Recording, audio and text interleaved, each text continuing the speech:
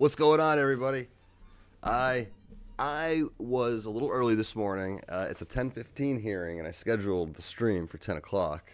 I didn't want to leave you hanging for 15 minutes, so I thought we could hang out, look at Twitter, get anxious together. X, my daughter would correct me if she was here. Hoping to get her here because I need a spoon. I have more coffee to stir. It's soon. How are you all doing? Good morning. Good morning to you. Everything coming across?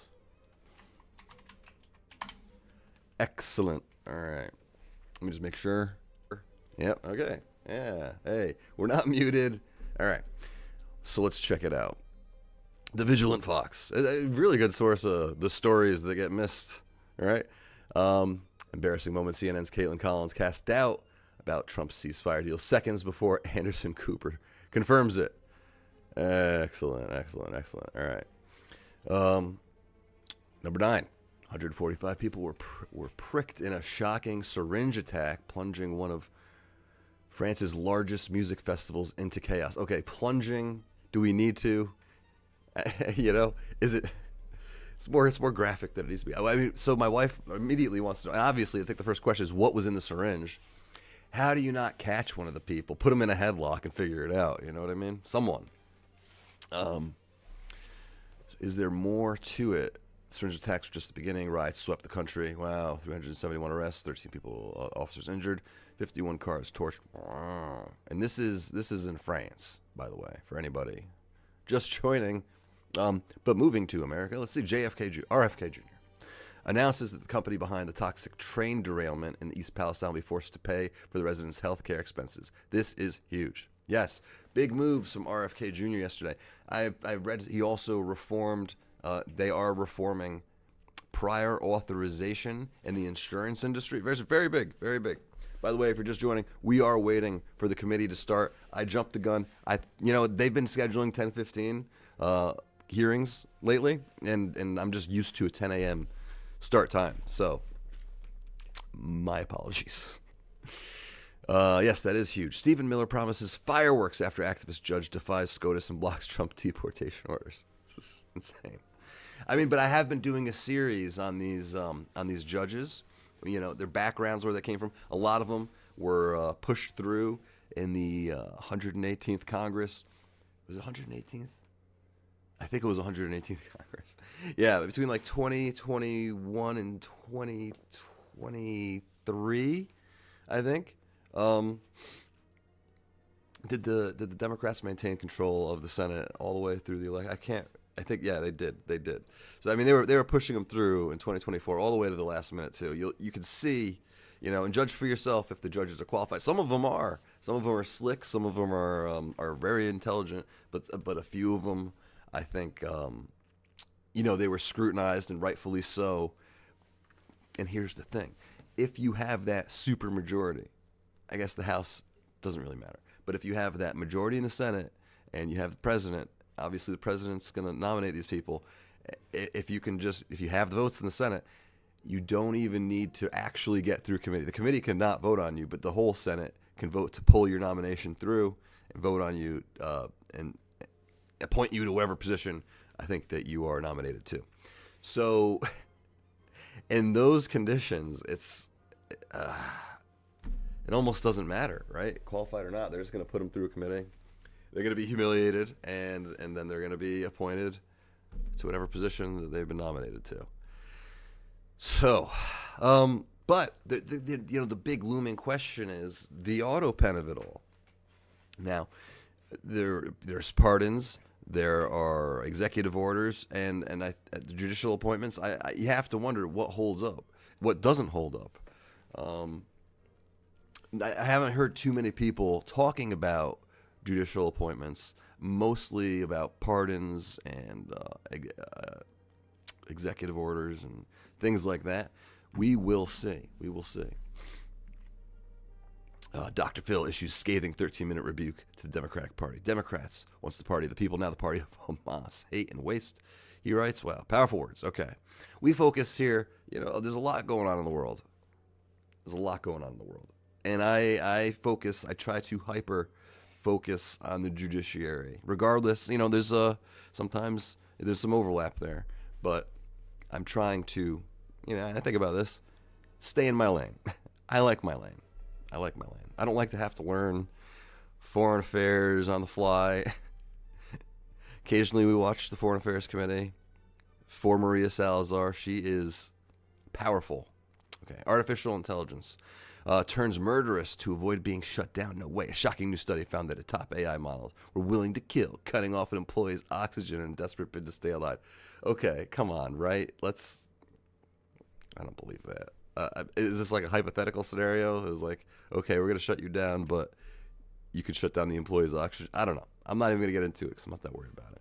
New York City's leading radical mayoral candidate gets exposed as a fraud on live television. I believe it, but not my thing. MIT completes the first brain scan study of ChatGPT users, and the results are terrifying. Okay. New York State Senior Health Department lawyer confirms blackmail is used to pass laws. Governor Andrew Cuomo was forced into signing nursing home law after sexual misconduct blackmail. And then this is the major story from yesterday. RFK Jr. announces health insurance breakthrough that affects nearly 260 million Americans. Now, this is what I believe to be the reform of prior authorization. It's a thing that it causes doctors to burn out. They have like 40 cases. Is it a week that they have to do prior authorization? I know from firsthand experience, it's sometimes you got to be like, Doc, what's going on? So this is good news. We'll see how quickly it gets implemented. Let's check back in. Are we even getting the placard here in the Judiciary this morning? Give us the placard. The coming soon placard. It should be 7 minutes away. 7 minutes out. We can continue the troll of X, or strolling through. Ooh, bonus. Okay, yes, the bonuses. Japan releases bombshell vax versus unvax data on 18 million people. That's an area YouTube, I think, is still skittish about, so we're going to end that part of the conversation right there. Shut up, you pathetic little hypocrite. MTG torches AOC for pretending to be anti-war. I missed that. Let's just see if there's any, what does this bring us to? Are we, okay, is it mean tweets? It's all, hey, I want Alcatraz mug. Okay, you want me to make that in travel? Thank you for the jewels, Jacqueline. Good morning. Good morning. We are 6 minutes out from the committee starting. So what we had this here, this was yesterday. No, before the weekend. Are we going to say? Yeah, during the weekend. AOC, the president's disastrous decision to bomb Iran without authorization is a grave violation of the constitutional and congressional war powers. He impulsively risked launching a war that may ensnare us for generations. It is absolutely and clearly grounds for impeachment. And then Marjorie Taylor Greene follows up.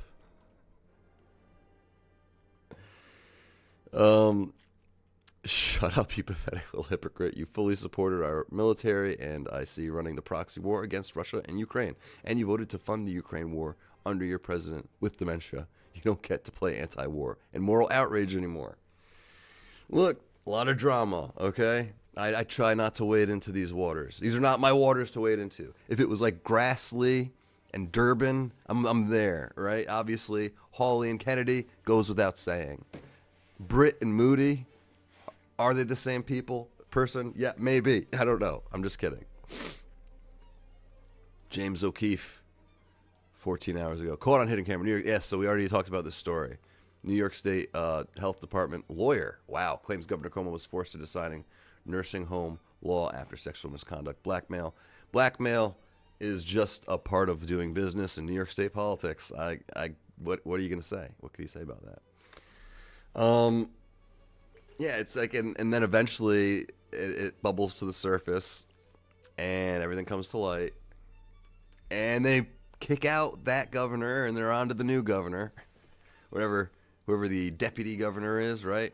First it was Patterson, and then it was Hochul. And it was similar fashions in which they're removed, in my opinion. New York's a cesspool. It is where I got my start, watching legislative bodies pace around like crackheads. There's just a few of them. There's just a few of them that I think might have a crack pipe, okay? So, we are waiting on the Senate Judiciary. Yes, memberships. I could do that. That is something I think if I have any left, let's get rid of them. And the Doge hearing's already started, so we can actually maybe watch that while we're waiting here. But it's only a few minutes. Only a few minutes, so we'll switch over. But I did want to see if I can get into this one. And to see if I have any more membership gifting. I do. All right. Stay tuned. I'm going to be gifting 5 more memberships. And we can watch. Let's do this. Let's watch Doge while we wait. Oh, no. See?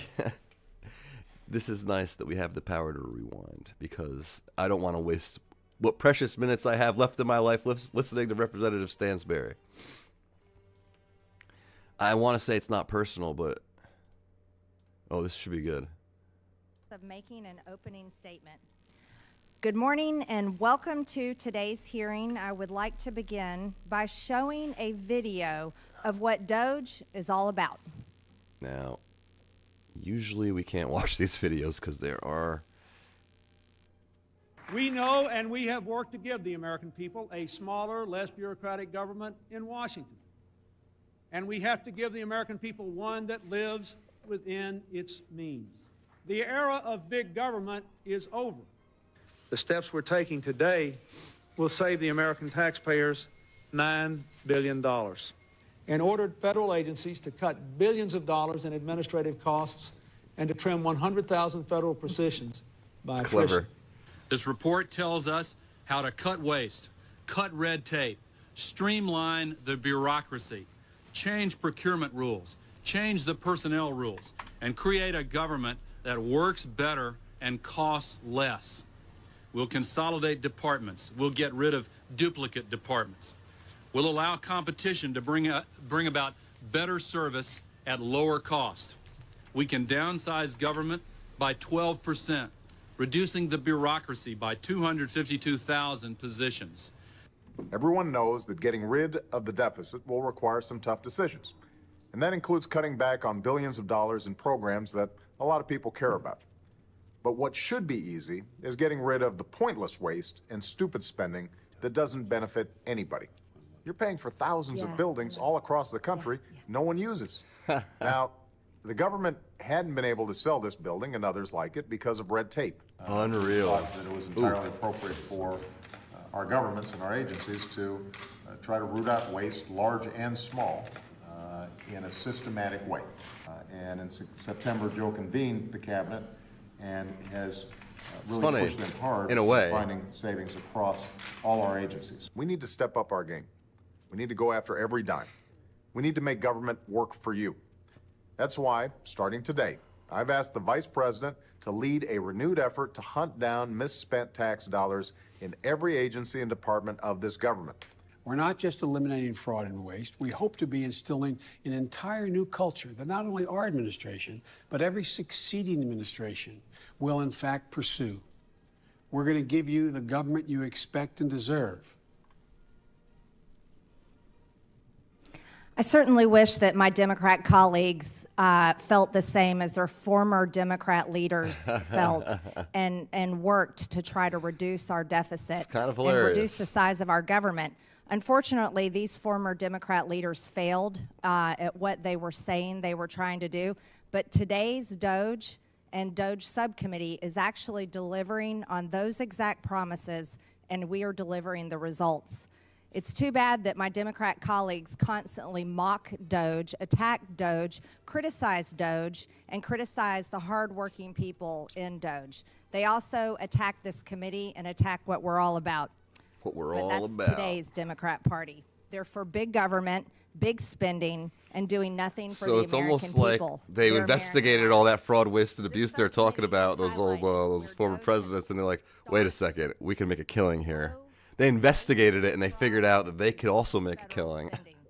Doge drove the administration to turn off the spending faucet that was pouring out billions of dollars to corrupt anti-American NGOs, to illegal DEI And if you're just joining, programs, we are and to waiting a for the vast Senate array of Judiciary. waste But we'll programs, stick with these guys. If it's the only thing we can get, we'll work with what we got, you know? President Trump drove this massive So what's effort going on right now, via let me show you. executive order It on should be Congress. pretty smooth. It should just be, right? This is the hearing. White House Press directives play. empowering But it's those doing this teams thing where to it's kind of work with hung. agency leaders government-wide Sometimes you can find like in a working link, unprecedented but effort to root out wasteful spending using all means at their disposal. And that effort has borne fruit. The Doge website identifies So. 180 billion in savings achieved in just a matter of months. We need to make sure we lock in those savings. It should be the first installment we pay on our nation's $37 trillion debt. We need to tackle that debt on behalf of our children and future generations. That's why Congress needs to act. Doge has shown how our government can cost less and deliver more. It's shown how we can turn off the faucet. guess we're watching It's shown Doge for We now. don't need to spend all the dollars that Congress appropriated for this year. Congress can reverse that unnecessary spending by rescinding dollars it's appropriated. That's why the administration recently sent a $9 billion rescission request to Congress. By the way, you just saw Democrats on that video talking about saving $9 billion. Republicans just delivered on that. is that right? It would Hey, prevent dollars. Our $9 billion rescission would prevent dollars from going to corrupt international organizations, to woke NGOs, to NPR, and to PBS. The House adopted the legislation earlier this month, H.R. 4, the Rescission Act of 2025. But we need to do more, much more. $9 billion is just the tip of the iceberg of the waste that Doge has identified and of the spending that the administration has paused or shut off. So Congress needs to work with the administration and Doge to rescind billions more of dollars it has appropriated for agencies to spend. Doge is also creating savings that will lower the cost of government for years to come. For instance, the administration is right-sizing the federal bureaucracy by eliminating several 100,000 staff positions. That reduces discretionary spending costs for the next year and every future year by tens of billions of dollars. So we need to adjust those levels of new appropriations to align with the streamlined government Doge is creating. That's why the president proposed last month, when he submitted to Congress a budget for next year that reduces non-discretionary spending by $163 billion. If we lower the spending baseline in that way, we can save $2 trillion in that portion of the budget over the coming decade. We need to lock in Doge savings for the taxpayers, and we should also be thinking about locking crisis in created- the Hey, we're Doge started. process. They release vulnerable migrant children to unvetted sponsors at unverified addresses. At the same time, they threaten law-abiding citizens with warrantless home inspections for daring to transact This is the one we're here a for. single Chat. lawful gun sale. They railed against the Second Amendment as they systematically dismantled Project Thor, a key program designed to identify and prosecute cartel networks smuggling guns into Mexico. They directed overzealous inspections intended to fly-spec paperwork for heirs in lawful gun transactions, all while they handed over children to sponsors, preventing overtly fraudulent documentation. Then they systematically ignored over 65,000 worrisome reports about the status of unaccompanied alien children, over 7,000 of which were alleged human trafficking. Predictably, it was under their leadership that FBI Director Wray saw, quote, unquote, blinking lights everywhere. I've heard my Democratic colleagues hold up some of these criminals as shining examples of the American dream. They've mobilized their powerful platforms in defense of an alleged MS-13 gang member accused of staggering acts of violence against women and children, including abuse, murder, and solicitation of child pornography. The witnesses who sit before us today, and I thank you for being here, represent the men and women who defend America from these criminals. These are folks who enforce the law at great personal cost.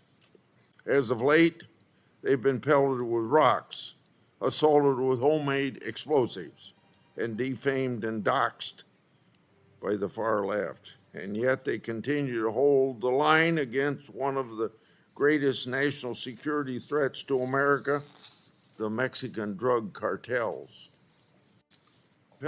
So we've had, in the last 4 years, the borders thrown open to criminals who would like nothing more than to see these men and women killed and then lost track of who entered.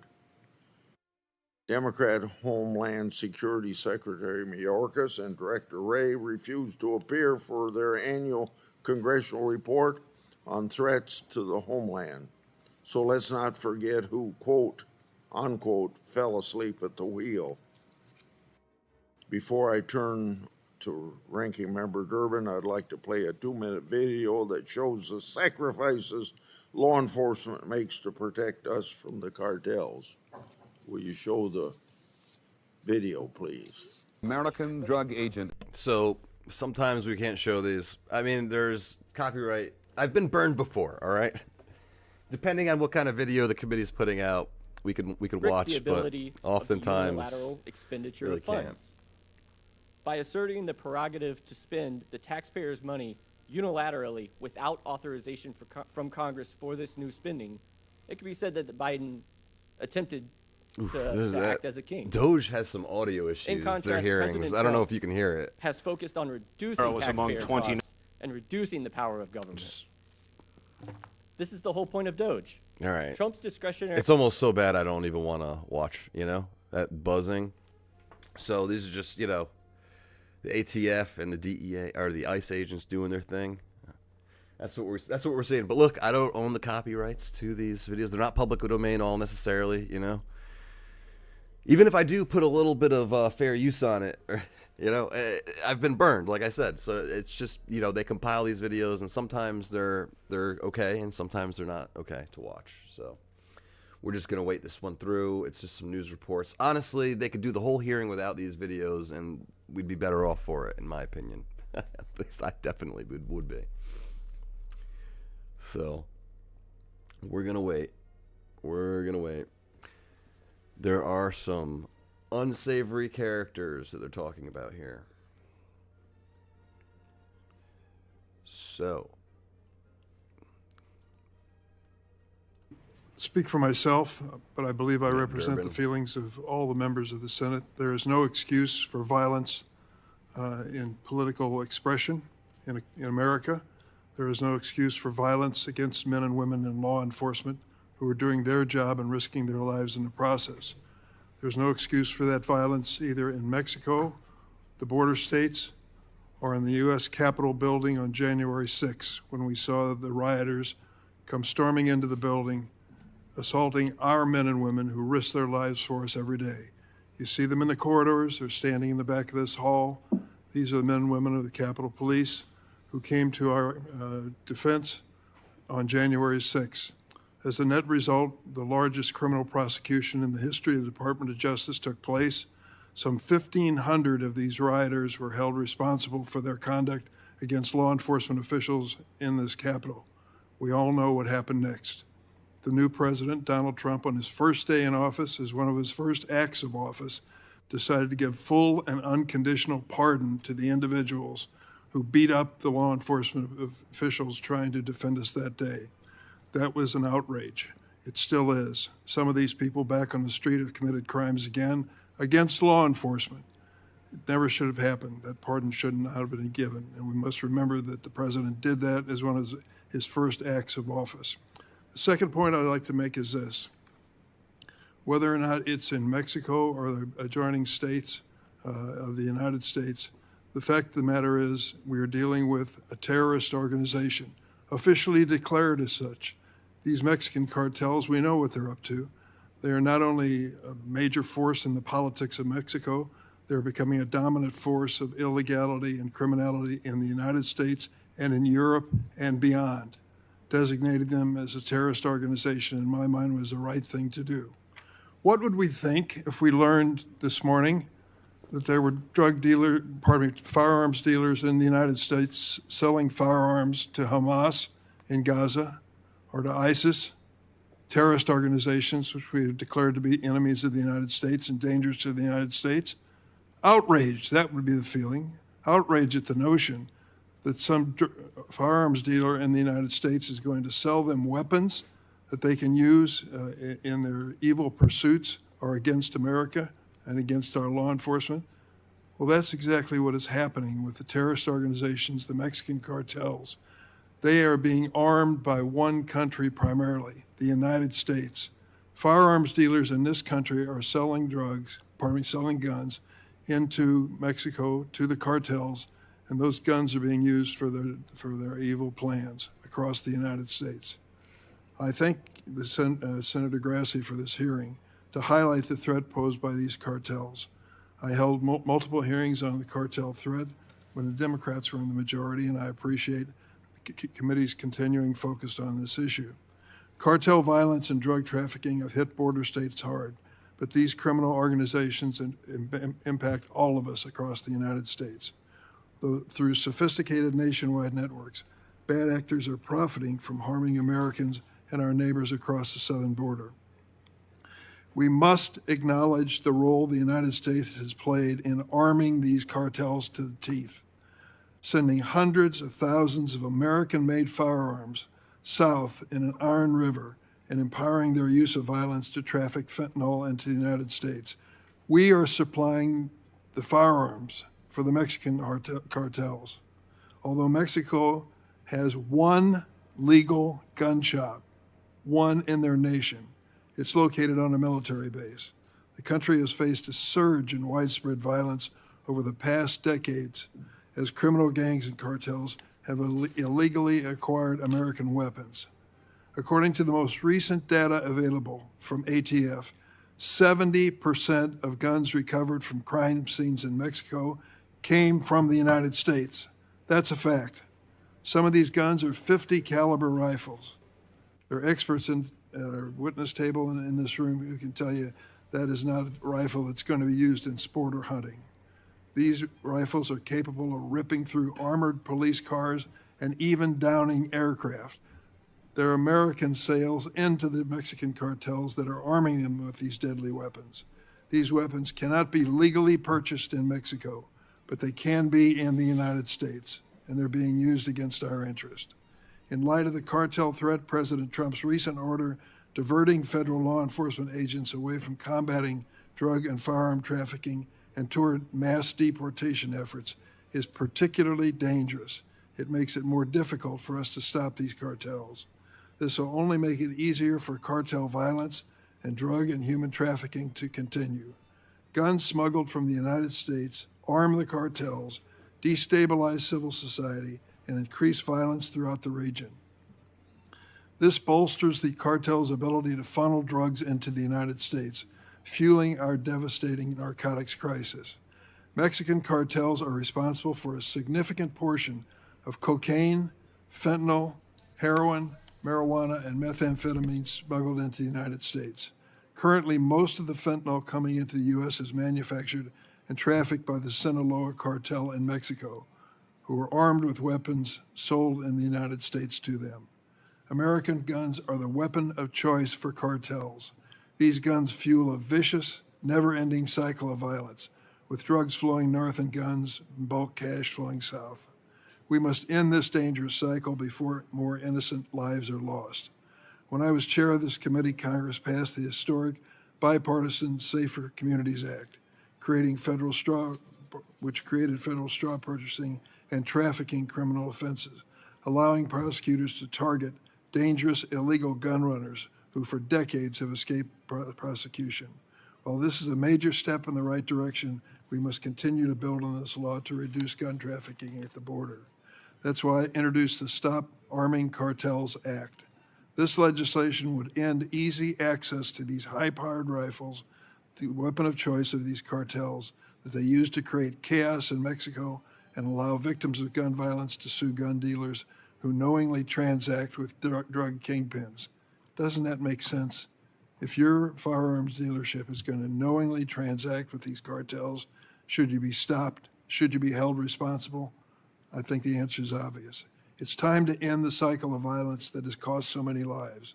And let's be clear, we will not defeat the cartels by mass deportation of immigrants with deep roots in our communities who pose no threat to public safety. If someone is here and a danger to the United States, they ought to be gone, period. Period. In order to truly weaken the cartels and cut off their ability to operate, we must stop the flow of the iron river of guns for good and allow federal law enforcement to do their jobs instead of diverting them toward fulfilling a campaign promise. I yield. Thank you, Senator Durbin.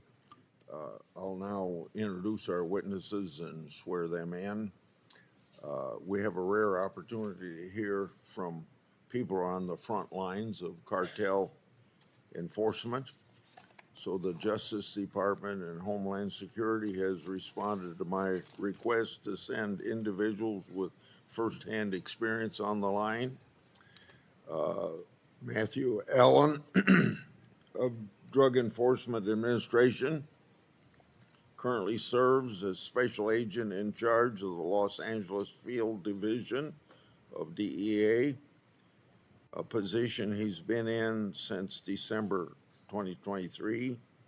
He's been with DEA 22 years, serving in various roles here in the United States and overseas in Mexico City and Afghanistan. While serving in Mexico, he oversaw all the DEA operations of Mexico, Central America, and Canada. Prior to joining the DEA in 2002, he was a police officer in Charleston, South Carolina. Jason Stevens of Homeland Security Investigation since 2025, February. Mr. Stevens served as Special Agent in charge of the El Paso Field Division. Mr. Stevens has been employed at HSI since August 2003, served in several roles along the Mexican border, the southwest region of the United States while with HSI. While serving as Assistant Special Agent in charge of Las Vegas, he and his team participated in Operation Silver Shield in July 2020, which culminated in the arrest of 21 MS-13 leaders and members. This operation effectively disrupted the MS-13 LA program's attempt to consolidate its U.S. operations. Prior to joining Homeland Security, he was a state trooper, Arizona Department of Public Safety for 10 years, and served as a Marine for 4 years prior to that. Jose Perez, FBI agent, recently became Assistant Director in the FBI's Criminal Division after serving as Special Agent in charge of Phoenix Division in Arizona. Mr. Perez has 20 years of experience in the FBI, having served at various roles, Washington, D.C., Dallas, Las Vegas, Miami. Prior to joining the FBI, he worked as a special pretrial services officer for 7 years at Federal District Court, Miami. Thank all of you for your service, and would you please rise so I can give you the oath? Do you swear or affirm that the testimony you're about to give before this committee will be the truth, the whole truth, and nothing but the truth, so help you God? All have answered affirmatively. Now, we'll start out with Mr. Allen, then Mr. Stevens, and then Mr. Perez. Please proceed.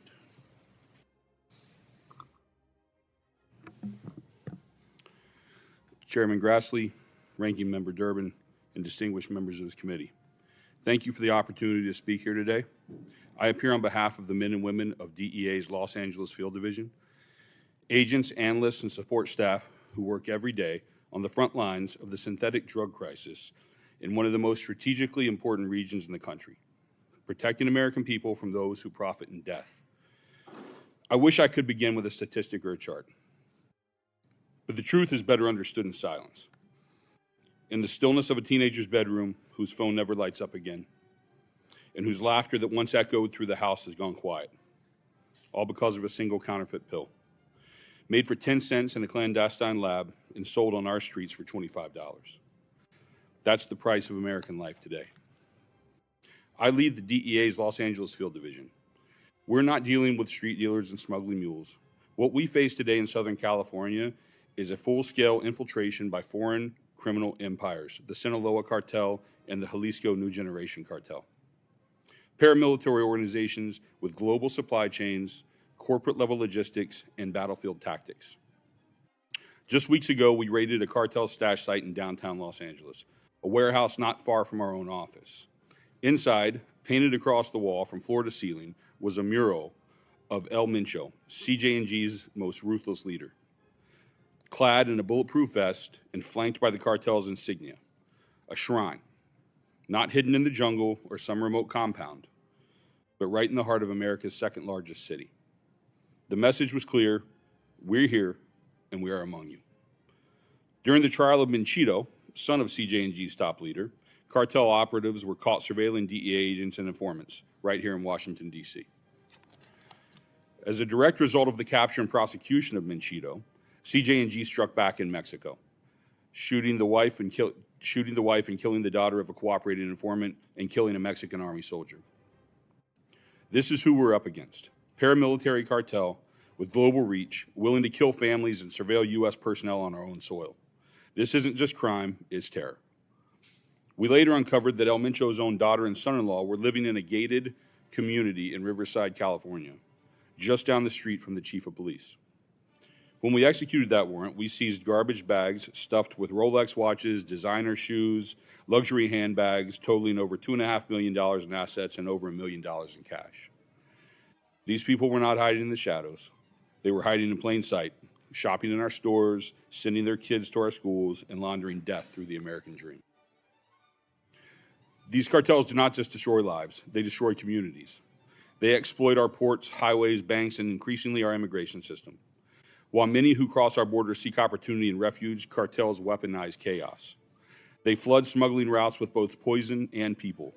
They recruit from migrant populations, coerce cooperation through fear and debt, and use human life as both shield and currency. The border crisis isn't separate from the cartel crisis. It's one and the same. In recent days, the streets of Los Angeles have been rocked by unrest related to immigration enforcement. Let me be absolutely clear. The DEA's role in immigration is narrow, targeted, and mission critical. Through our Title VIII authority, we support immigration investigations that directly intersect with drug trafficking and violent crime. We cannot ignore the cartel-linked smugglers are actively embedded in these networks. And when they embed, they do not just traffic with people, they traffic power. Power that turns into fentanyl, firearms, and fear. What's happening in Los Angeles right now is a symptom of something far more dangerous. Criminal networks that sow chaos and try to erode public trust, because cartels thrive when our institutions are divided. But we are not divided, not in DEA. We are united by duty, by mission, and by memory. Earlier this year, the Los Angeles Field Division helped to bring to justice the man who orchestrated the torture and murder of Special Agent Kiki Camarena nearly 4 decades after his death. Because in DEA, we never forget and we never stop. Whether it takes 4 weeks or 40 years, if you harm the American people, we will find you. If you take one of our own, we will bring you to justice. That's not a motto, that is a promise. We are proud of the work we've done in Los Angeles, targeting cartel leadership, dismantling synthetic drug operations, and reclaiming neighborhoods block by block. But pride alone won't stop the next overdose, or dismantle the next lab, or freeze the next $10 million in dirty crypto. That takes resolve and resources. I, not just as a DEA agent, but as a dad, am extremely grateful for the bipartisan passage of the Halt Fentanyl Act. But we need this committee's continued bipartisan support to continue to fight across every shadow that this cartel hides in. The cartels do not retreat, but neither do we. Behind every investigation, every arrest, every seizure, there's a child who should still be alive, a mother who should still be smiling, and a community that should still be whole. This is not just a public health emergency, it's a moral one. And we will not stop, not until every child has a chance to grow up, not until every parent can open their child's bedroom door and find life, not loss, on the other side. Because the families can't wait, this crisis won't pause, and the cartels won't stop. DEA is not new to this fight, but the fight is changing, and we're ready. Thank you, and I look forward to your questions.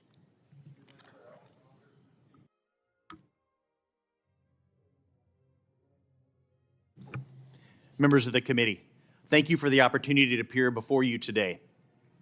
It is a privilege to represent the men and women of U.S. Immigration and Customs Enforcement's Homeland Security Investigations, the principal investigative arm of the Department of Homeland Security. We are not just federal agents. We are committed public servants whose purpose transcends policy or protocols. A passion to show up every single day with one mission: to protect the American people from threats that know no borders, threats that cross the borders, infiltrate communities, and exploit our travel, trade, financial systems, and our vulnerable populations. HSI agents are driven by duty, not by recognition, and I am proud to speak on their behalf. Today, I'd like to speak to you about one of the most urgent and dangerous of those threats, cartels, and the risk law enforcement faces to repel these foreign terrorist organizations and those who provide material support. These networks are not just trafficking drugs. They are trafficking violence, destabilization, human suffering, and death. They are adapting constantly and operating with global reach. And how we frame the mission defines how we face it. And HSI is built to face that threat. We have nearly 8,800 personnel across 243 cities and more than 90 international offices. We partner with over 4,500 task officers from federal, state, local, other departments, giving us unmatched reach and a unity of effort. We don't just chase criminals, we dismantle criminal networks, from transportation networks to international finance to command and control. But this isn't about law enforcement. It is about national security. Perspective drives presence. How we see the threat shapes how we show up to solve it. In Executive Order 14157 recognized what our agents have seen in the field for years. The cartels, Sinaloa, CGNG, MS-13, TDA, don't just operate like terrorist organizations. They are terrorist organizations. This designation allows us to treat them like such and to act decisively, to be able to freeze their assets, cut off finances, disrupt their logistics, and prosecute both foreign nationals and U.S. citizens who provide them with material support. Last year alone, HSI launched over 7,000 drug trafficking investigations. We made more than 10,000 arrests and seized massive amounts of methamphetamine, cocaine, and fentanyl, along with illicit proceeds. But fentanyl continues to devastate families and communities across America, and so we continue to adapt. Internationally, our agents are embedded in 55 countries. We exchange information, coordinate investigations, facilitate enforcement actions, and participate in joint missions with our foreign partners, partnerships that lead to real preemptive disruptions. Since January, those partnerships have resulted in major seizures and arrests before the drugs ever even reached our U.S. borders. At home, we're going after the cartels and through their financial networks. These organizations are increasingly relying on Chinese money laundering organizations to move and repatriate their billions in illicit proceeds. HSI is targeting these networks, following the money, freezing the accounts, and cutting off the oxygen that fuel cartel operations. And at the heart of our future posture and our forward strategy is a new model, the Homeland Security Task Force, or HSTF. This is a HSI and FBI-led effort, along with our partners from DEA, ATF, and our state and local partners. It is a true team of teams where we will work together to bring down the cartels.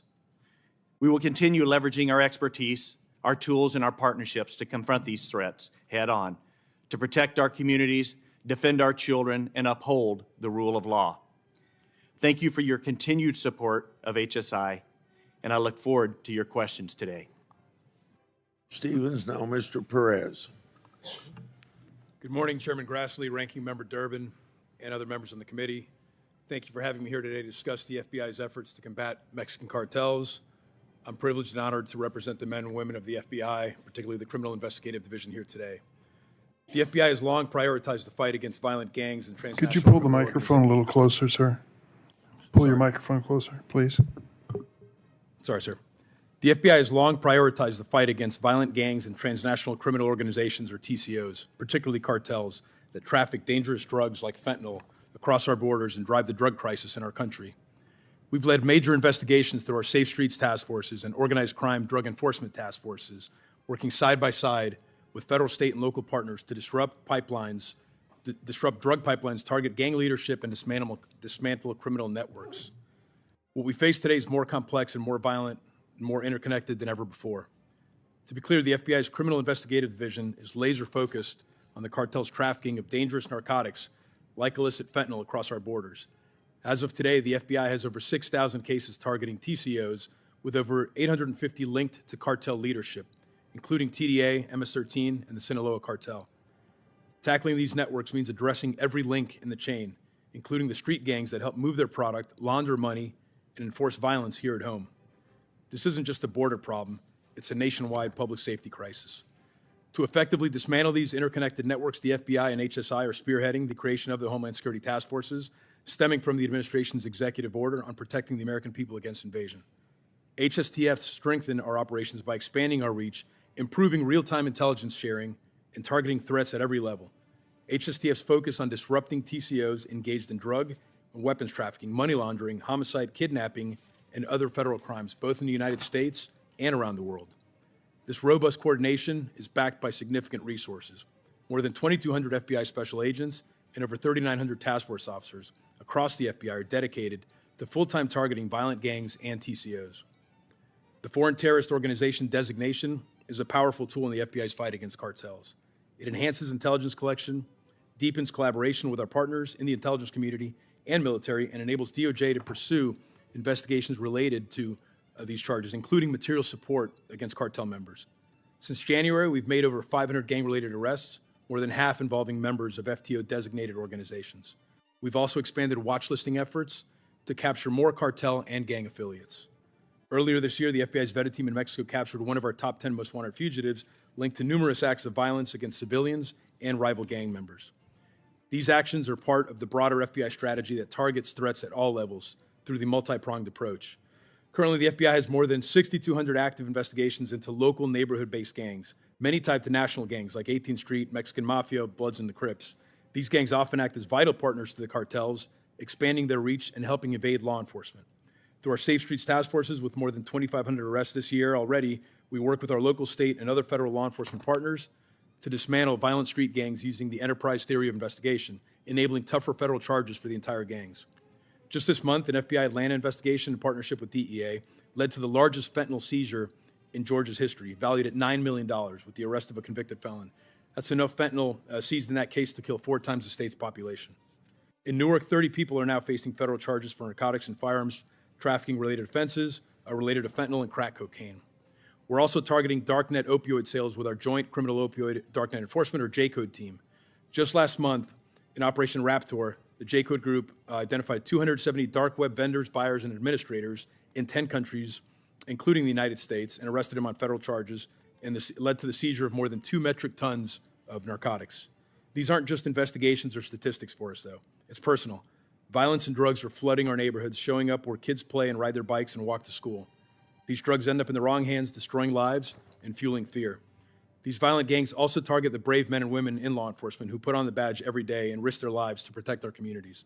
I can tell you agents have been forced to take cover while being fired upon or attacked and threatened, but it doesn't stop us from doing our jobs, and it underscores why increased efforts like those of the HSTF and the FTO designations are essential. Congress also plays a critical role in our efforts. Continued support for resources, legal authorities, and improved technology allows the FBI to stay ahead of rapidly evolving and ever-increasingly sophisticated threats posed by these dangerous organizations. In conclusion, I want to reiterate the FBI's unwavering commitment to this mission as a top priority. Thank you for your support in this area, and thank you for your continued assistance in helping us combat this threat. Thank you for the opportunity to speak to the committee, and I look forward to your questions today. Thank you all very much. We'll have a 5-minute round of discussions. On our side, it'd be this order: Grassley, Cornyn, Lee, Blackburn, Schmidt, Brent, Moody, and Graham. On the Democrat side, it'd be Durbin, Whitehouse, Klobuchar, Blumenthal, Arano, Padilla, and Schiff. Mr. Allen, there's a long and tragic history of cartel members targeting American law enforcement. So please briefly elaborate on threats that you and the agents you work with have received. Yes, sir, I'd be happy to do that. As mentioned in my opening statement, we have instances of cartel members surveilling DEA agents here in the United States. Additionally, in my 22 years plus with DEA in the Los Angeles area and in other areas of the world, I've experienced several instances of cartels and criminal organizations surveilling our people, watching our people, both in Mexico and the United States. It's not uncommon when our agents leave an operation, such as a search warrant or an arrest warrant, to notice surveillance behind them and have to call perhaps like a black and white marked unit from a local police department to have the car stopped. Of course, we have follow-up investigations that stem off of that. And then, of course, there's the obvious, the danger that the men and women of DEA face every day, conducting enforcement operations, conducting search warrants of that nature. I've lost personally several friends on this job, 2 of them very close friends of mine. So, yes, sir, it's a dangerous job. Thank you. And Mr. Perez, Tom Homan disclosed that the Biden administration released 1,272 Iranian nationals into the United States, crossing the border illegally. According to news reports, Iran has threatened to activate its sleeper cells inside the United States. How is the FBI preparing for potential sleeper cell activation by Iran? Thank you for your question, sir. Obviously, terrorism is a top priority for the FBI. It has been for many years and continues to do so. We are reprioritizing resources, currently surging resources that are already sitting against the counterterrorism threat, leveraging our intelligence, our partnerships in this field to address those cases, those individuals, particularly on any potential entries that may have occurred. The benefit now is we've been working collaboratively for several months on immigration enforcement with our DHS counterparts, and I feel that we're well positioned now more than ever to leverage that tool as a resource to potentially lead to immediate disruption if that situation presents itself. Obviously, this is handled more so by our counterterrorism division, but we are well positioned to address that threat currently. Okay, Mr. Allen, in 2024, your agents arrested El Mencho's son-in-law, Riverside, California, where he posed a nonviolent immigrant running lawn business. He leads the CJNG, a violent cartel that flooded the United States with fentanyl and murdered hundreds of individuals. El Mencho's son-in-law was part of the cartel leadership. What presence did El Mencho's son-in-law establish in California, and how did he do it? Sir, yes, sir. I believe you are referring to the arrest of Mencho's son-in-law, Christian Gutierrez Asiega. Working off of information provided on a tip, my agents established surveillance at a residence that they believed that he was living at in Riverside, California. It quickly came to our attention that he was living in a gated community just down the street from the chief of police. So he was in the country because he was fleeing Mexico. He was wanted in Mexico for the kidnapping of some Mexican Marines. So he faked his own death. He got a new name, and he came to America. He was living right in the neighborhood, as I said, with the chief of police, living a life of luxury. I think we shared some of the photographs with this committee as far as the search warrant went, with luxury watches, handbags, things of that nature. But yes, sir, he was living out his life here in the United States. Okay, Mr. Stevens, I've got half a minute left, so I'll quickly ask you this question. Members of this committee have cited misleading data regarding who's bringing fentanyl into our country. What have you learned about this tunnel that I was supposed to describe for you, the tunnel between Juarez and El Paso, about the tunnel, and how does it caution against relying solely on seizure statistics at port of entry for determining how drugs are smuggled into the country? Thank you for your question, sir. That tunnel is under investigation. We've indicted 2 individuals on that tunnel. So far, it was approximately 4 by 6. 2 individuals of my size could walk through that tunnel side by side. So we had significant concerns because it could have individuals transiting through the tunnel, obviously unknown and undetected by law enforcement. We know that there could be contraband brought through the tunnels as well, and we also know that money as well as weapons could be smuggled south through that tunnel. It had a lighted system in it. It also had ventilation, which would allow them to be able to walk through there and see where they're going, and also comfortably walk through there without any breathing issues at all. Okay, Senator Durbin.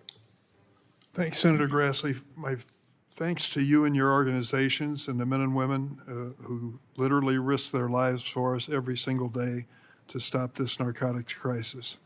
I thank you for that, and I hope you'll convey that feeling to them as well. I'd like to read something and see if any of you disagree with this. Cartels have flooded the nation with illegal firearms sold by U.S. gun manufacturers in Mexico. The Mexican government estimated that around 200,000 U.S.-sourced firearms are smuggled into Mexico annually. Do you disagree with that? I see no disagreement.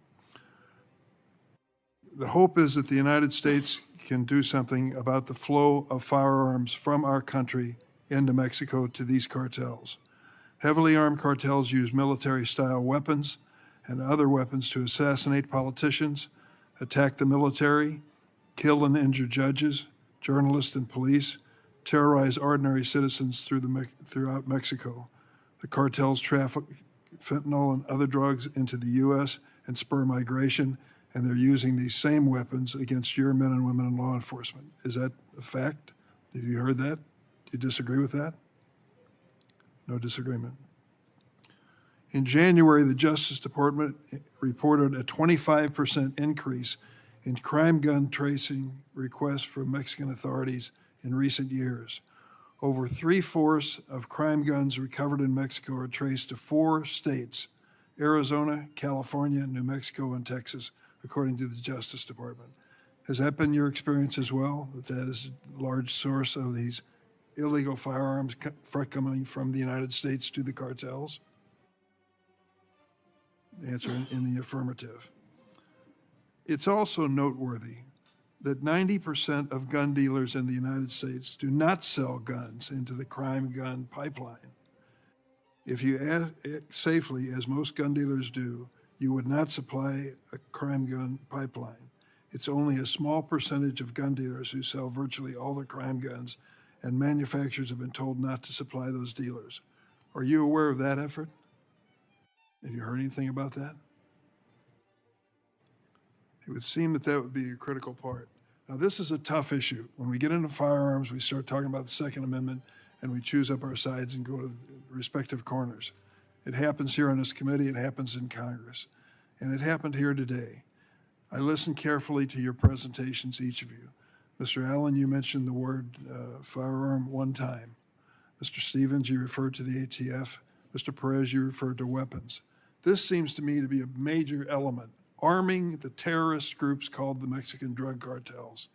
Do you think that the end of this problem necessarily involves doing something about weapons shipped from the United States into the hands of the Mexican cartels? Mr. Allen? Sir, I think one of the best tactics that we have at our disposal to combat that is the formation of these Homeland Security task forces. It's probably the greatest collaborative effort I've ever seen, taking on this whole of government approach, and more specifically, this whole of federal law enforcement approach at combating these terrorist organizations that use our own freedoms against us on a regular basis. And I can stand before you now and tell you that it's definitely one of the greatest collaborative. There's egos aside,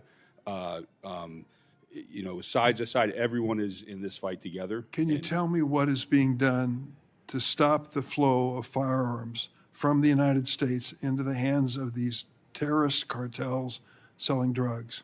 So specifically on the firearms issue, I would have to defer to my colleagues at the ATF, but I can tell you that with the formation of these task forces, you're seeing increased information sharing and increased intelligence sharing, and I think that's going to go a long way to. Mr. Stevens, what's your experience? Yes, sir. Thank you for that question. As he said, with the HSTFs, I think it's a phenomenal opportunity. We are bringing all of our superpowers, unique powers, and authorities together in one room. We work daily with the ATF in Texas and New Mexico to ensure that we're having an understanding of what's going on as it relates to their straw purchasing. Also, understanding HSI's role and our partnerships with Customs and Border Protection. We're ensuring outbound inspections are done. We've continued working operations in the El Paso region, and over this past last two operations we've worked, we've seized over 19,000 rounds of 7.62 millimeter ammo, over 60 rounds of 50 caliber, 400 rounds of 22, seized 3 rifles, 4 pistols, 150 cal. So we're working every single day to ensure that stuff that's exported out of the country, contrary to law, that we stop that before it gets into the hands of the cartel. Are you identifying the gun dealers in the United States that are supplying these Mexican drug cartels with these firearms? We are allowing ATF to work that back. We're working on the exportation piece and trying to identify the network that it's going to. We're providing that information with ATF, who's partnered with us in every single endeavor that we do, and they're taking and working it back to the gun store. I'd like to ask Mr. Perez to respond, if that's all right, Mr. Chairman. Mr. Perez? Sir, I know we spent a lot of time today talking already about fentanyl, but the focus of our cartel investigations or gang investigations are broadly focused. These organizations are polycriminal. They're involved in gun trafficking, narcotics trafficking. When we're talking about investigating the cartels, we investigate all elements of it. So whether it's the money movements or the trafficking in firearms, the illicit trafficking in firearms. If we identify any co-conspirators that are complicit as a part of that, as conspirators in that cartel, we're going to investigate that to the full extent we can. Excuse me, does that include American firearms dealers who are selling these guns?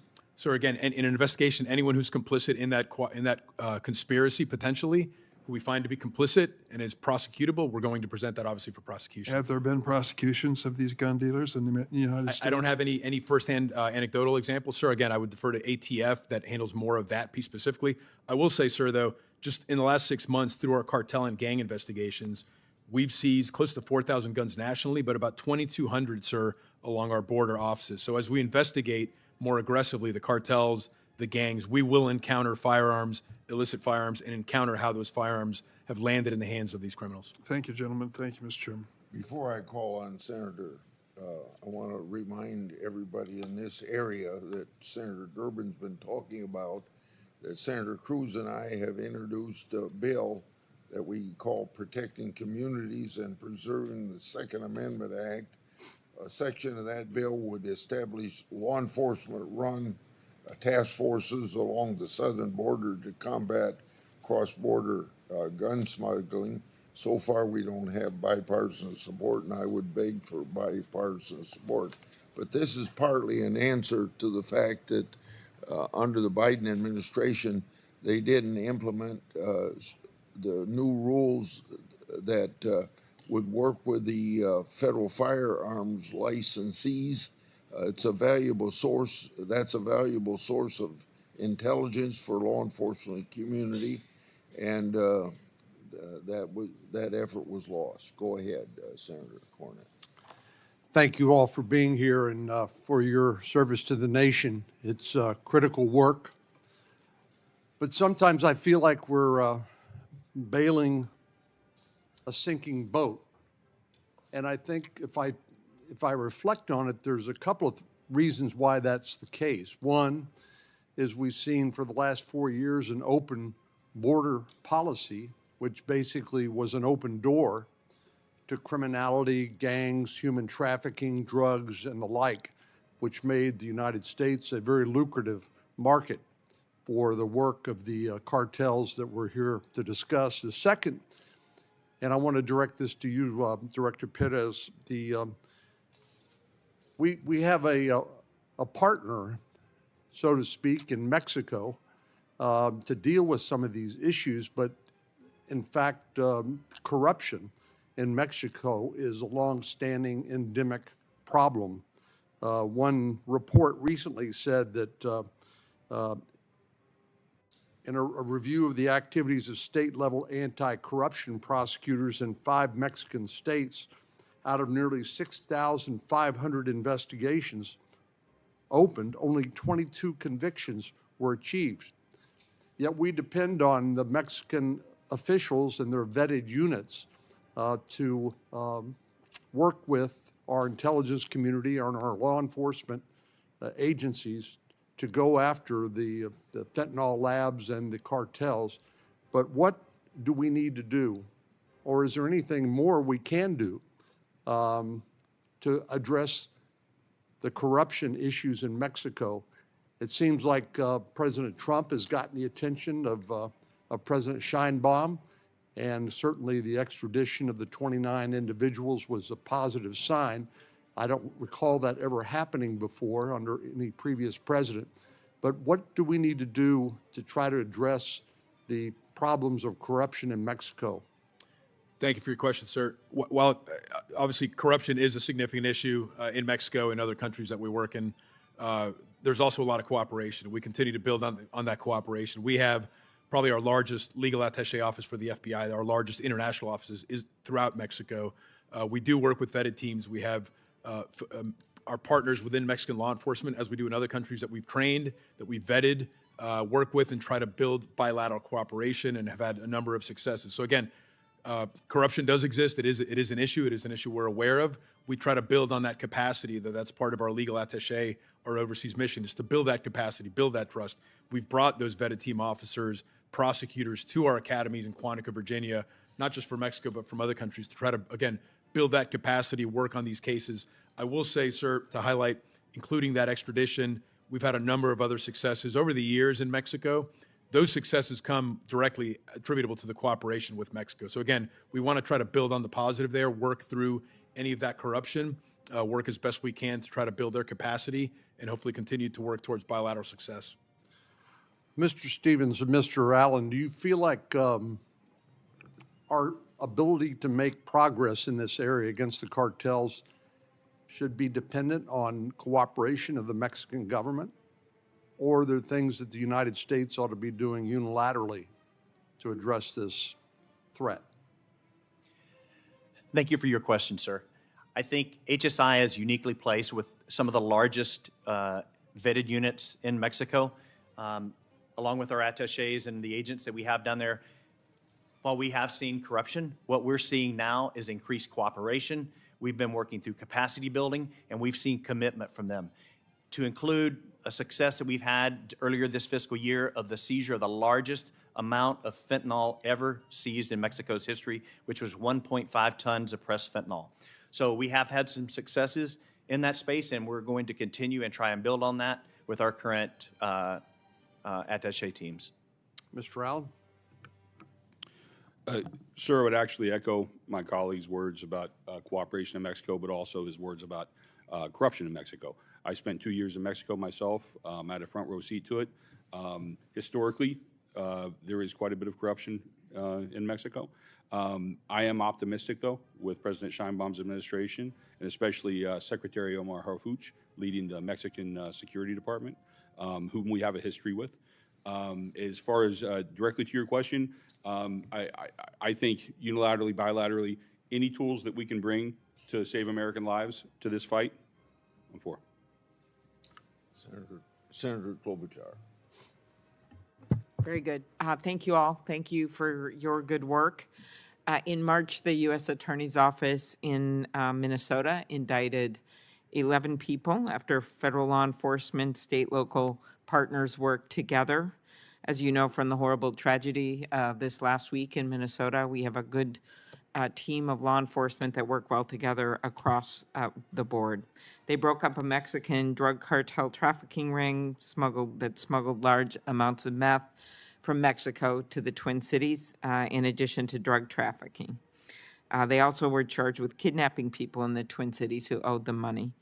From my past experience for 8 years as the DA for Hennepin County, which is the largest county in our state, where the murders occurred actually this last week, I know how important to have that coordination. And Mr. Allen, could you talk about how we can create better coordination between agencies, lessons learned over the last few years? No, happy to, ma'am. DEA, historically, speaking for DEA, I can say that we historically participate in a lot of task forces. As a matter of fact, in the Los Angeles Field Division, probably two of our most productive groups, enforcement groups, are task force groups. They consistently lead the division in seizures and arrests and prosecutions. And I think that speaks to the ability of task force environment to get things done. I think it speaks to the benefits of information sharing, of working with our partners, and we plan on to continue doing that, especially with the formation of these Homeland Security task forces. As I said before, this is probably the biggest,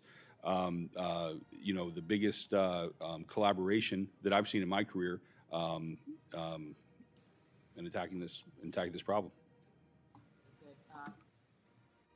Mr. Stevens, I actually went to Mexico once with some other senators and Cindy McCain on the topic of human trafficking and some of the relationships with the cartels on that front. In 2023, the president signed my bill with Senator Cornyn to support survivors of trafficking. And of course, your agency plays an important role in combating human trafficking. There have been numerous reports of Mexican drug cartels turning to human trafficking as another illicit revenue stream.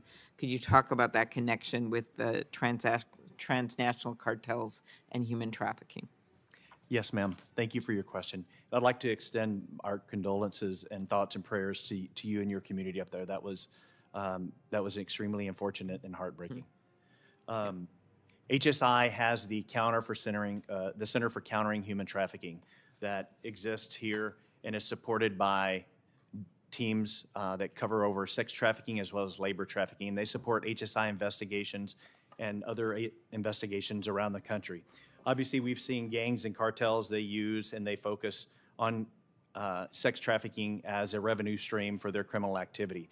We've seen that in our TDA cases. We've seen that in our MS-13 cases, where they traffic individuals that have come into the country and are vulnerable and exploitable, and we're continuing investigating those. In fact, we have 43 indictments against Tren de Agua as well as the anti-Tren currently that we've been able to put out, and correction, that'd be 34 indictments on those organizations for sex trafficking. Really appreciate it. And Mr. Perez, again, at the FBI played a major role in tracking this killer, and I want to thank your agency for that. And I just had a question about Mexican drug cartels profiting off of arms trafficking, kind of similar to the human trafficking, and using that flow of money and firepower to expand their enterprises. Could you comment on that? Yes, ma'am. As I commented before, our focus is on the cartels, on the individuals. We're not tied to one specific unique violation, if you will. The cartels, our adversaries are not. They're not tied to one region. They're not tied to one location or one violation, which is why we believe in that task force concept. where maybe there's a lot of things that the FBI can do, there's a lot of things that HSI can do, and there's a lot of things that DEA can do, our state and local partners as well. Any success I've ever had working cases or leading teams in the FBI has been directly attributable to task forces, state, local, federal partners. So again, we look at that polycriminal type of angle, and we address that by bringing in different resources. So we work closely with the ATF as part of the HSTF, and even historically, again, with DEA. So really the goal there, ma'am, as just occurred recently in your hometown, in that unfortunate case, that case was worked in a very collaborative sense. I know, yes. We leveraged state resources, federal resources to lead to whatever the most effective result is to bring closure to that. Thank you. Thank you. And Senator Grassley, just one very quick question near and dear to both your hearts on social media, just 10-second answer here. Mr. Allen, 1/3 of drug cases had direct ties to social media. Do cartels use social media to traffic narcotics around the country? Yes, ma'am. Cartels you. are involved in that. Thank you. Senator Blackburn. Thank you so much. And yes, indeed, we are watching closely what the cartels are doing on social media. It is a point of concern. Senator Klobuchar and I have done a lot of work in that space. Mr. Stevens, want to come to you in your role there at HSI. And I think that you probably recognize how important state and local participation with ICE is as we are apprehending the criminal element in these gang members that are tied to Tren de Aragua and MS-13.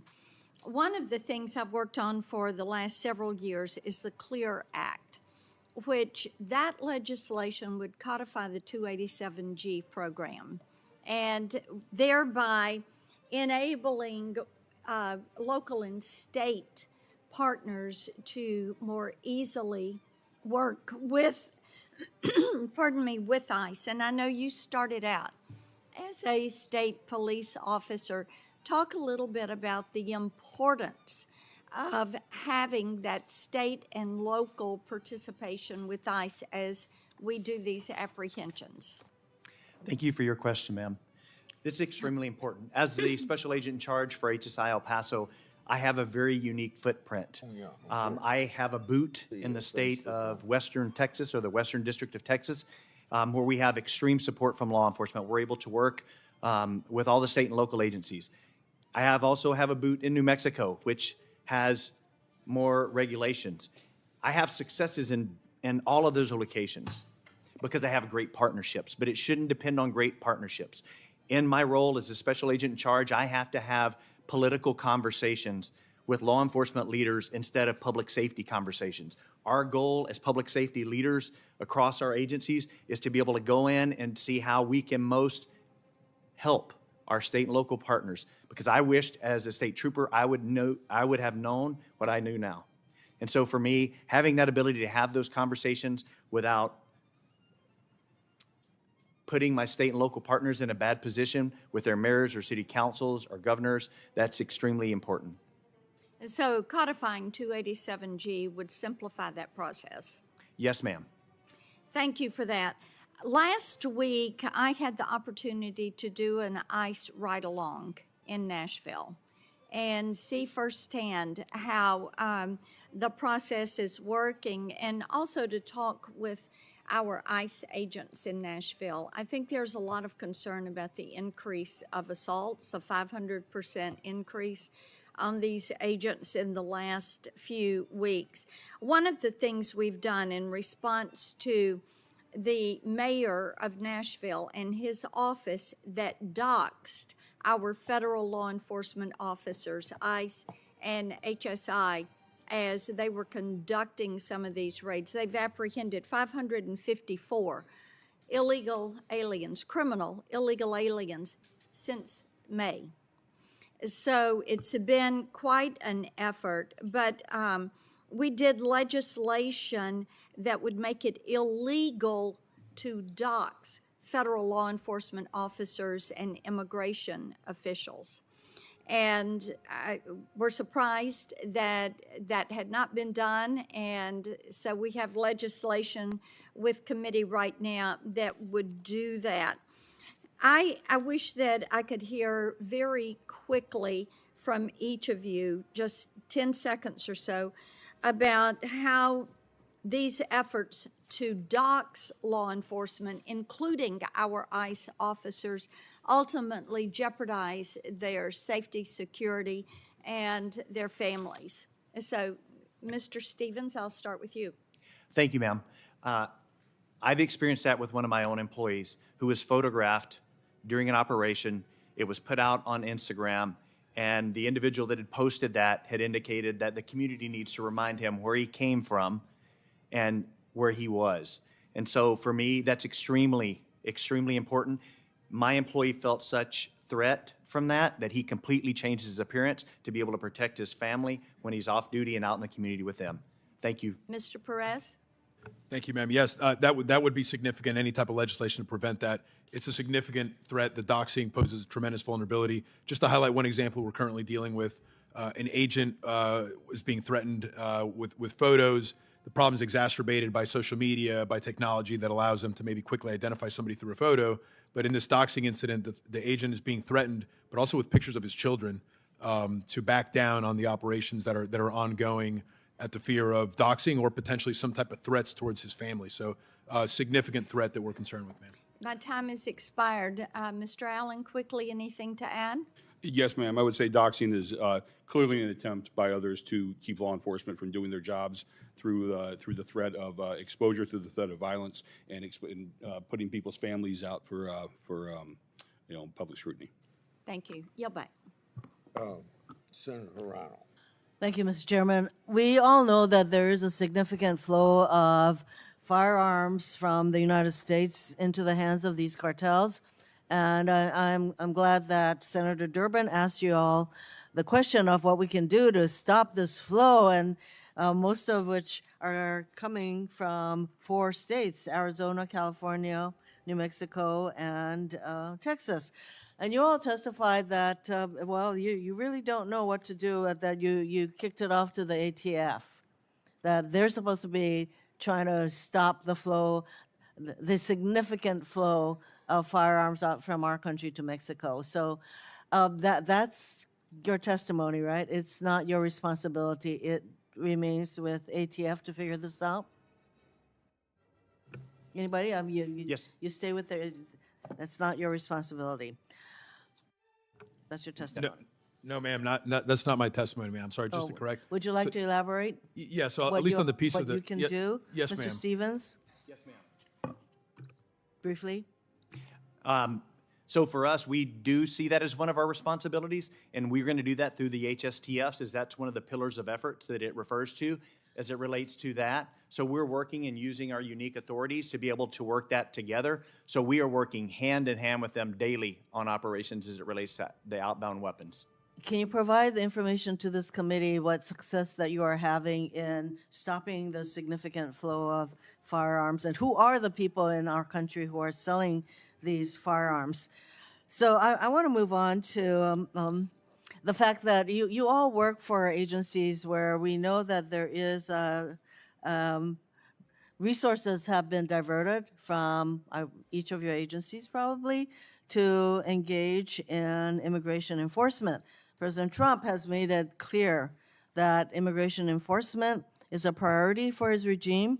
And to that end, for example, the FBI has reportedly been ordered to prioritize immigration, with some agencies being told to dedicate 1/3 of their time to immigration enforcement. So I would like to ask each of you, Mr. Allison, what percentage of DEA personnel, either through diversion of the hours of time that they're spending on immigration reform to bodies who are spending time, I mean, what percentage of DEA is going to immigration enforcement? Ma'am, we don't really quantify it by percentages of people. I will tell you this, that the DEA's involvement in any type of immigration enforcement is focused and narrow in scope. And we are primarily focused on the narcotics trafficking that oftentimes... So you don't know what percentage of DEA is going toward immigration enforcement? I can only speak for the Los Angeles Field Division. I'm sorry? I can only speak for the Los Angeles Field Division of DEA. in my role. I'm having some difficulty hearing you. So is it your testimony that you don't know? I can't speak to that. Okay. Thank you. The information I have is 25% of DEA is going to immigration reform. Mr. Stevens, what percentage of HSI is going toward immigration enforcement? Thank you for your question, ma'am. I can't speak for the entirety of HSI. I can speak for my HSI El Paso field office. Each field office is unique and has its own major threats. And so the SACs have autonomy to be able to divert those resources, to be able to necessarily address immigration, drugs, whatever happens to be the major threats.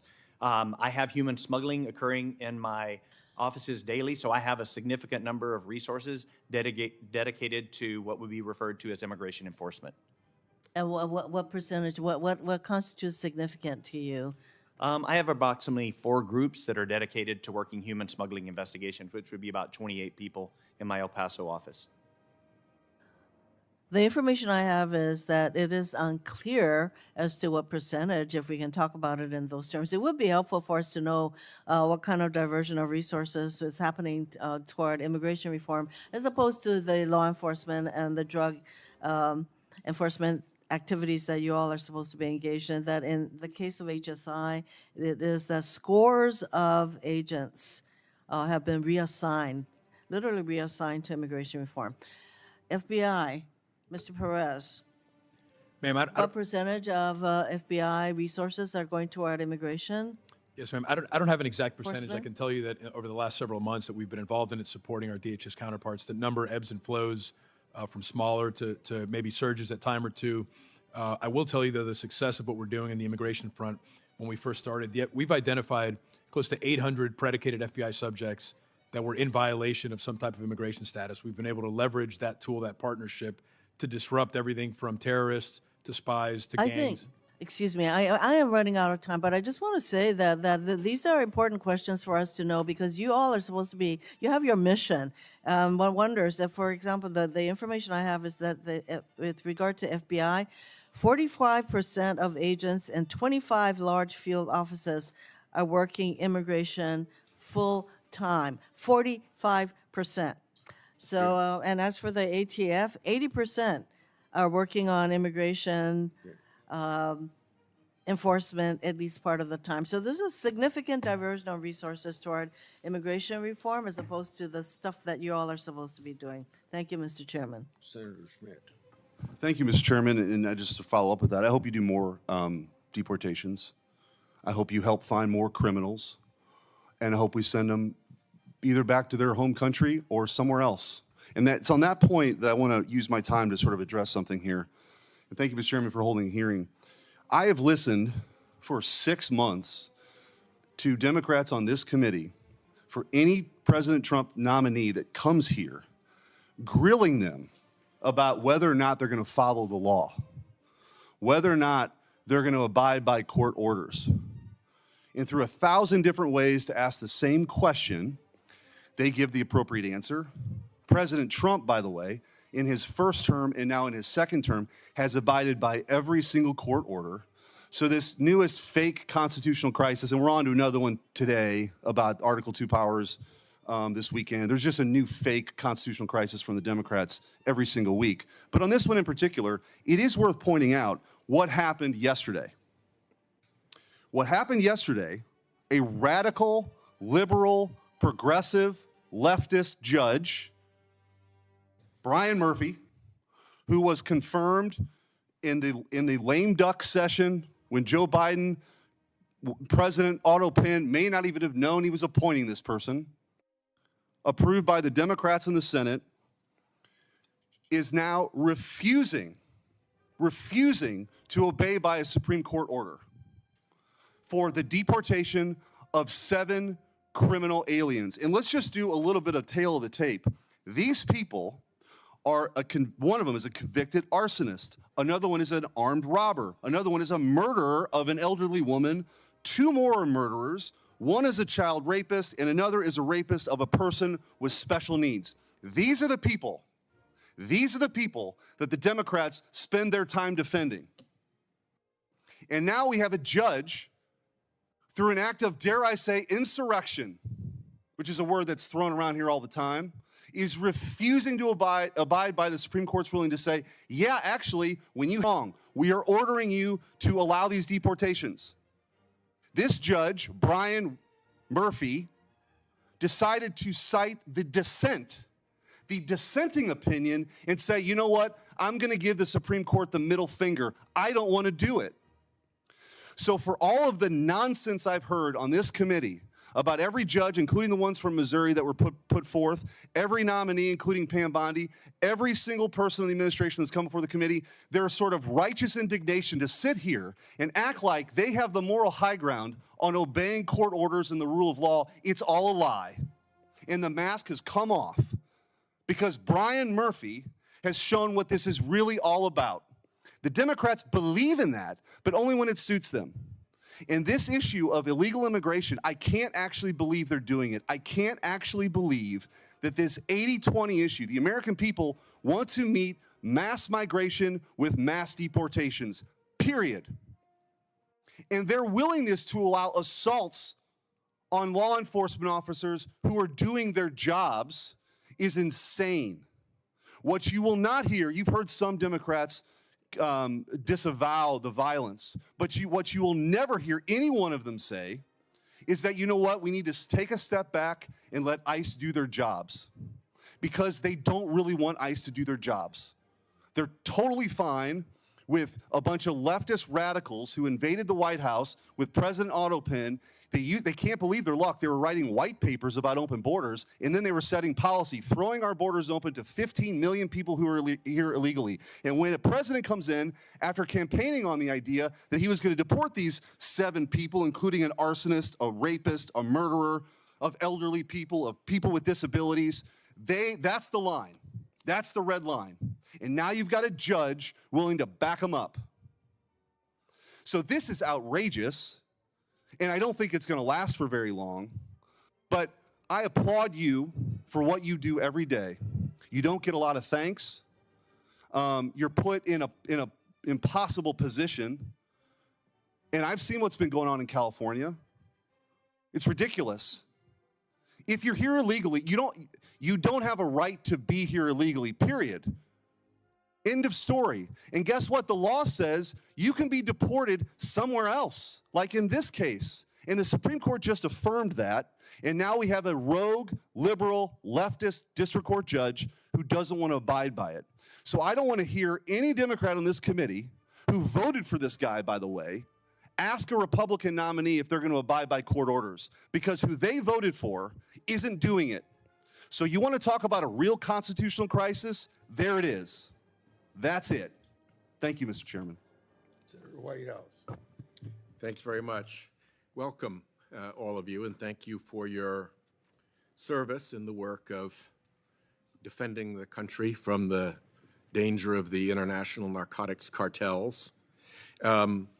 Is there anyone here, any of you disagree that the business model for the cartels, fentanyl cartels and others, is that they send product here, they sell it, they get money, and they bring money back? Pretty fair, everybody agrees? 3 for 3? Yes. That's the way the business of drug distribution works. Does anybody disagree that there is, in fact, an international system for hiding those illicit proceeds, the money that comes back, that those funds get secreted away in locations where they're hard for law enforcement to track, for instance? 1, 2, 3, yes, yes, yes. Let the record reflect. Yeah, because that's really what is happening out there. Now, in the Narcotics Committee, which I chaired in the ranking on, and which Senator Grassley has been heavily involved with, we have had testimony with respect to the focus of much of our enforcement activity and how our enforcement activity tends to focus far more on the product distribution side than on the money going back and being stashed side. Do any of you disagree with that? Is there room for improvement in our investigation of the money flow of the cartels back to the various financial havens where they hide it? Yes, yes, yes, room for improvement. So we have, and just by the way, I'm as guilty as anyone. I was a U.S. attorney. I was an attorney general with full criminal jurisdiction in Rhode Island. I've done the cases. I've laid out the drugs and the guns and the money on the table. I've had the press conferences. I've done all of that.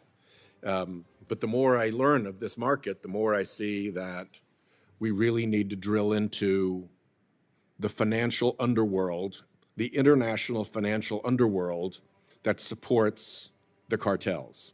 And while we're at it, crooked oligarchs, kleptocrats who've robbed their country, criminals involved in international child trafficking, smugglers, anybody who is up to evil and making boatloads of money from it is out to hide their money someplace. And now that market is robust enough that it'll take all comers. And we need to be much more aggressive about going after it. In that context, do drug smugglers and traffickers use American shell corporations to hide their assets and to hide their activities? Yes, Senator, in my experience, yes, they do, amongst many other techniques. Yeah. Trade-based money laundering, capital flight out of China, storefronts, things of that nature. And the DEA has actually taken a very aggressive stance against that. We use a lot of different tools at our disposal, not least of which is making use of OFAC, the Office of Foreign Asset Control, in freezing assets and freezing businesses of people connected to cartels that we believe are using those businesses to launder money. Yeah, and I really appreciate, we've had very good hearings with DEA about understanding the need to up the enforcement against the financial side of the business to match the enforcement against the production and distribution side of the business. And I'm eager to support you in doing more of that. I will make 2 points as I close. One, the current Treasury regulations for implementing the Corporate Transparency Act, a bipartisan effort in which Senator Graham and Senator Grassley and Senator Crapo were heavily involved, along with myself and members on our side, completely fails at the mission of protecting against the abuse of American shell companies by drug lords and others. They need to up their game, and I say that as a public message here to everyone. Second, the law enforcement cuts that are coming are at odds with the added work we need to do going after this illicit international financial network. Taking down the kleptocracy work at the Department of Justice, I cannot comprehend. So I hope that we can work together in a bipartisan fashion to rebuild the strength and power of the United States law enforcement to go after these illicit financial enterprises that are supporting drug trafficking and other crimes and make them feel some pinch. Thank you. Senator Moody. Thank you, Chairman Grassley. Thank you for holding this hearing. Thank you to our witnesses for being here today, and I'm sure you have many in the audience that are here for support. As the wife of a career law enforcement officer, a former DEA agent, I thank you for signing up for these dangerous jobs, putting your safety behind the safety of others, and continuing to persevere in the pursuit of law and order. The promise made to a nation under a rule of law a long time ago that we continue to promise to this day, even when so many back away from it, even those that are often put in charge of this nation. I've been here a hot second. I'm the newest member, not only of the United States Senate, but of this committee. And I have learned quickly why the American people often get frustrated with Congress. We are here today specifically for a hearing entitled "The Thin Blue Line Protecting America from Cartels." And I had to listen to the ranking member talk all about the harm that is being caused in Mexico. And I had to hear about another member accuse you of using too many resources to enforce the law, and the harm that that might be having in other nations and not America. And I sat as Attorney General in Florida for many years and listened to President Biden as he called Mexico a great partner, when in fact the president of Mexico suggested that the fentanyl crisis, which kills over 100,000 people a year, is an American problem. And so it is important, I think, to point out that you have leaders in Congress that are purporting to want to help you solve the crisis of the cartels and the deaths in America and the damage to our communities and our families, but yet we're focusing all on what's happening in America or in Mexico. When in fact, maybe we should concentrate on the harm to Americans and this country first, which is what the president is trying to do. In fact, you heard the ranking member out of the gate say, oh, I think these cartels should be labeled foreign terrorist organizations. Well, he was the chairman of this committee for the last 4 years. And you know who declared these cartels finally foreign terrorist organizations? President Trump and the agencies working for President Trump. In fact, as AG, I called for that for years under Biden, pleading that it would bring more resources to bear, more law enforcement agencies in partnership with the fight. And it fell on deaf ears. In fact, do you know how many hearings we had in this committee over the last 4 years under President Biden? Under Democratic leadership on fentanyl? Zero. Zero. So I want to thank you. As many politicians and leaders in states around this nation undermined law enforcement, tried to defund them, encourage attacks on law enforcement right now as they're trying to do their jobs, that you and so many men and women in law enforcement, not just federal, but state and local, stand bravely and strongly on that thin blue line because they know what it means to be a free people under a rule of law, and that is that you need men and women willing to take the criticism and the attacks and do their jobs and enforce the rule of law. And the fact that you three and so many like you proudly took the oath and wore a badge for so many years, putting your safety behind others, like myself and my family, I want to proudly and make it a priority to say thank you. In fact, everyone up here should publicly say thank you, and to every law enforcement officer out there right now, especially through the last 4 years, as President Biden broke down the border and unleashed drugs, cartel members, those who had barely been vetted into our communities. And you know who held that line? Who showed up every single day and put on a bulletproof vest to protect us in the face of that danger? Law enforcement.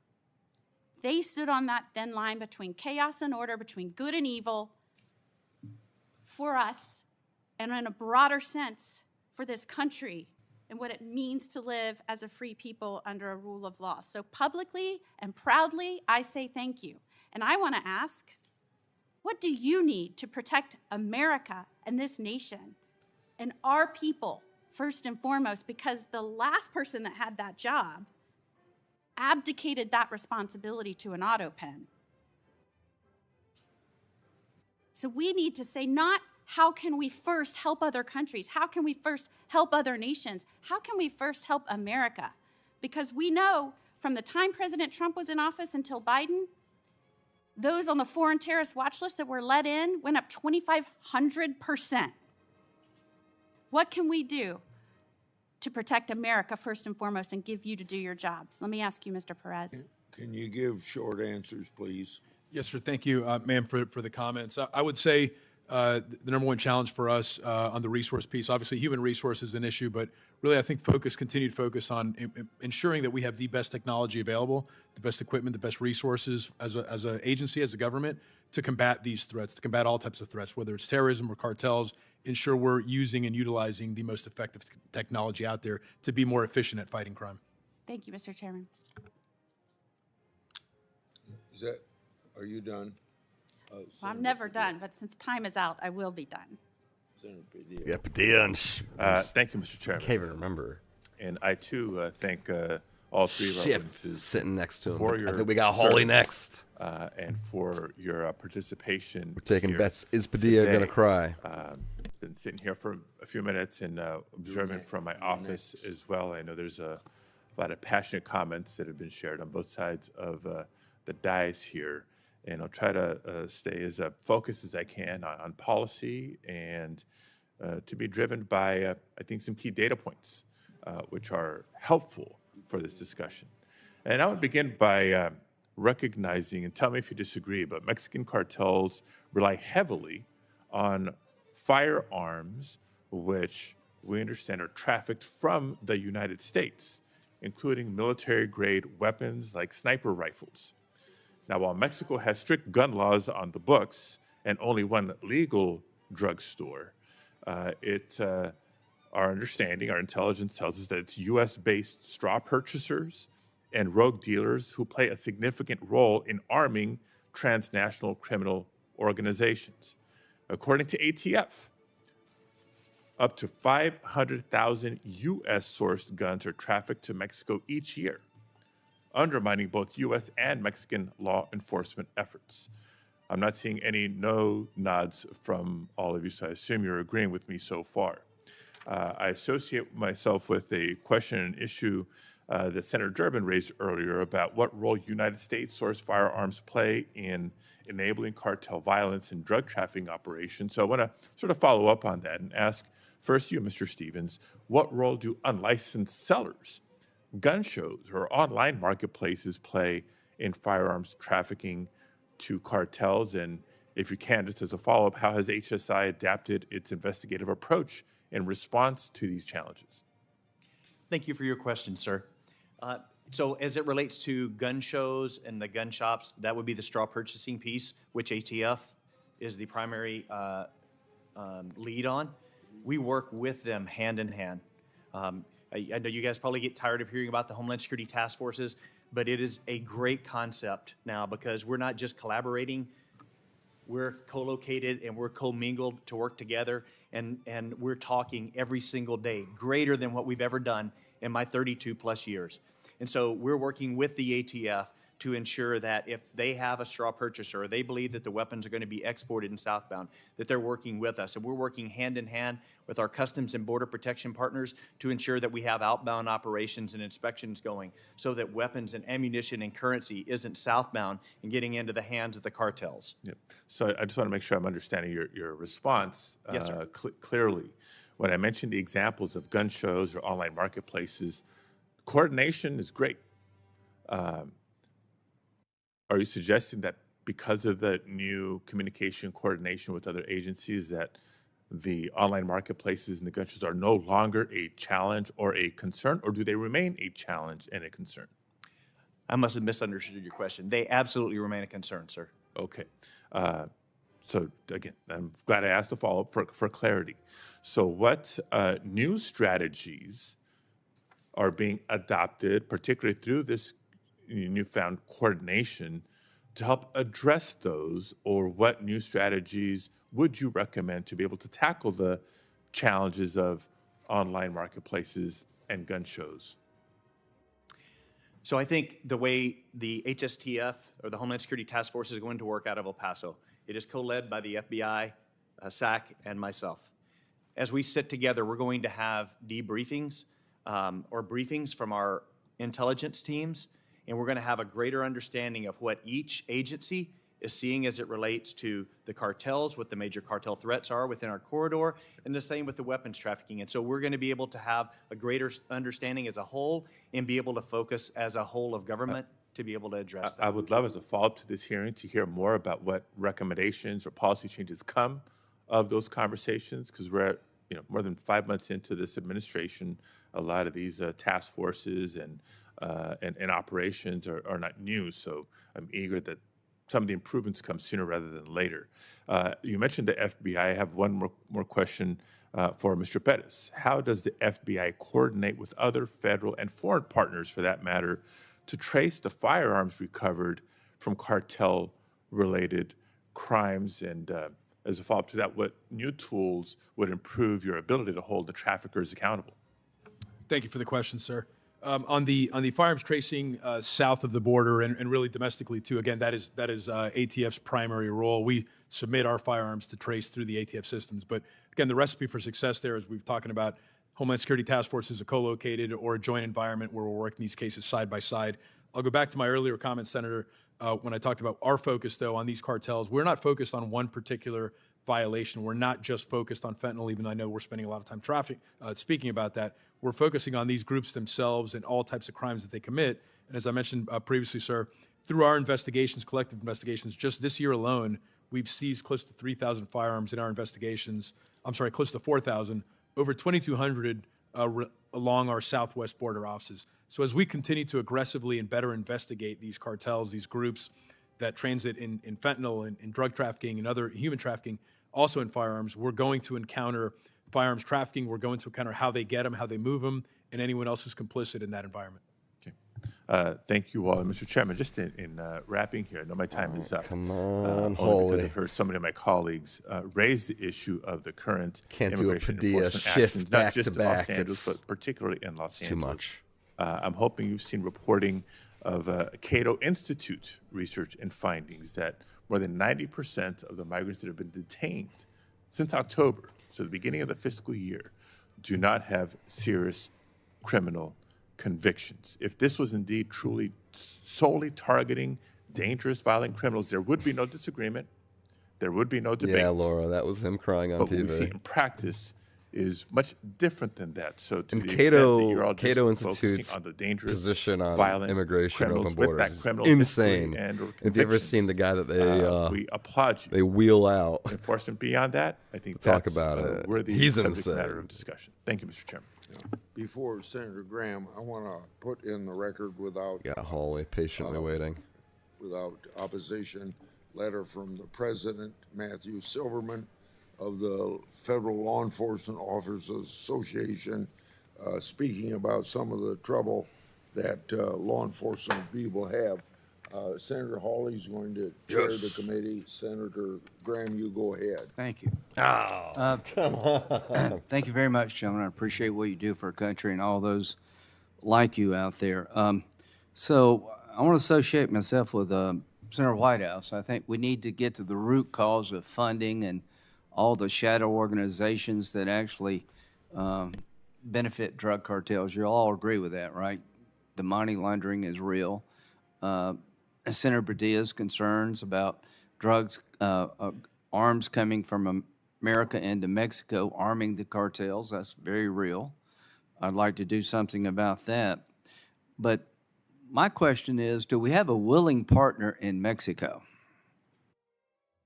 The question for me is the government of Mexico in charge of their country, or is it the cartels when it comes to drugs and human trafficking?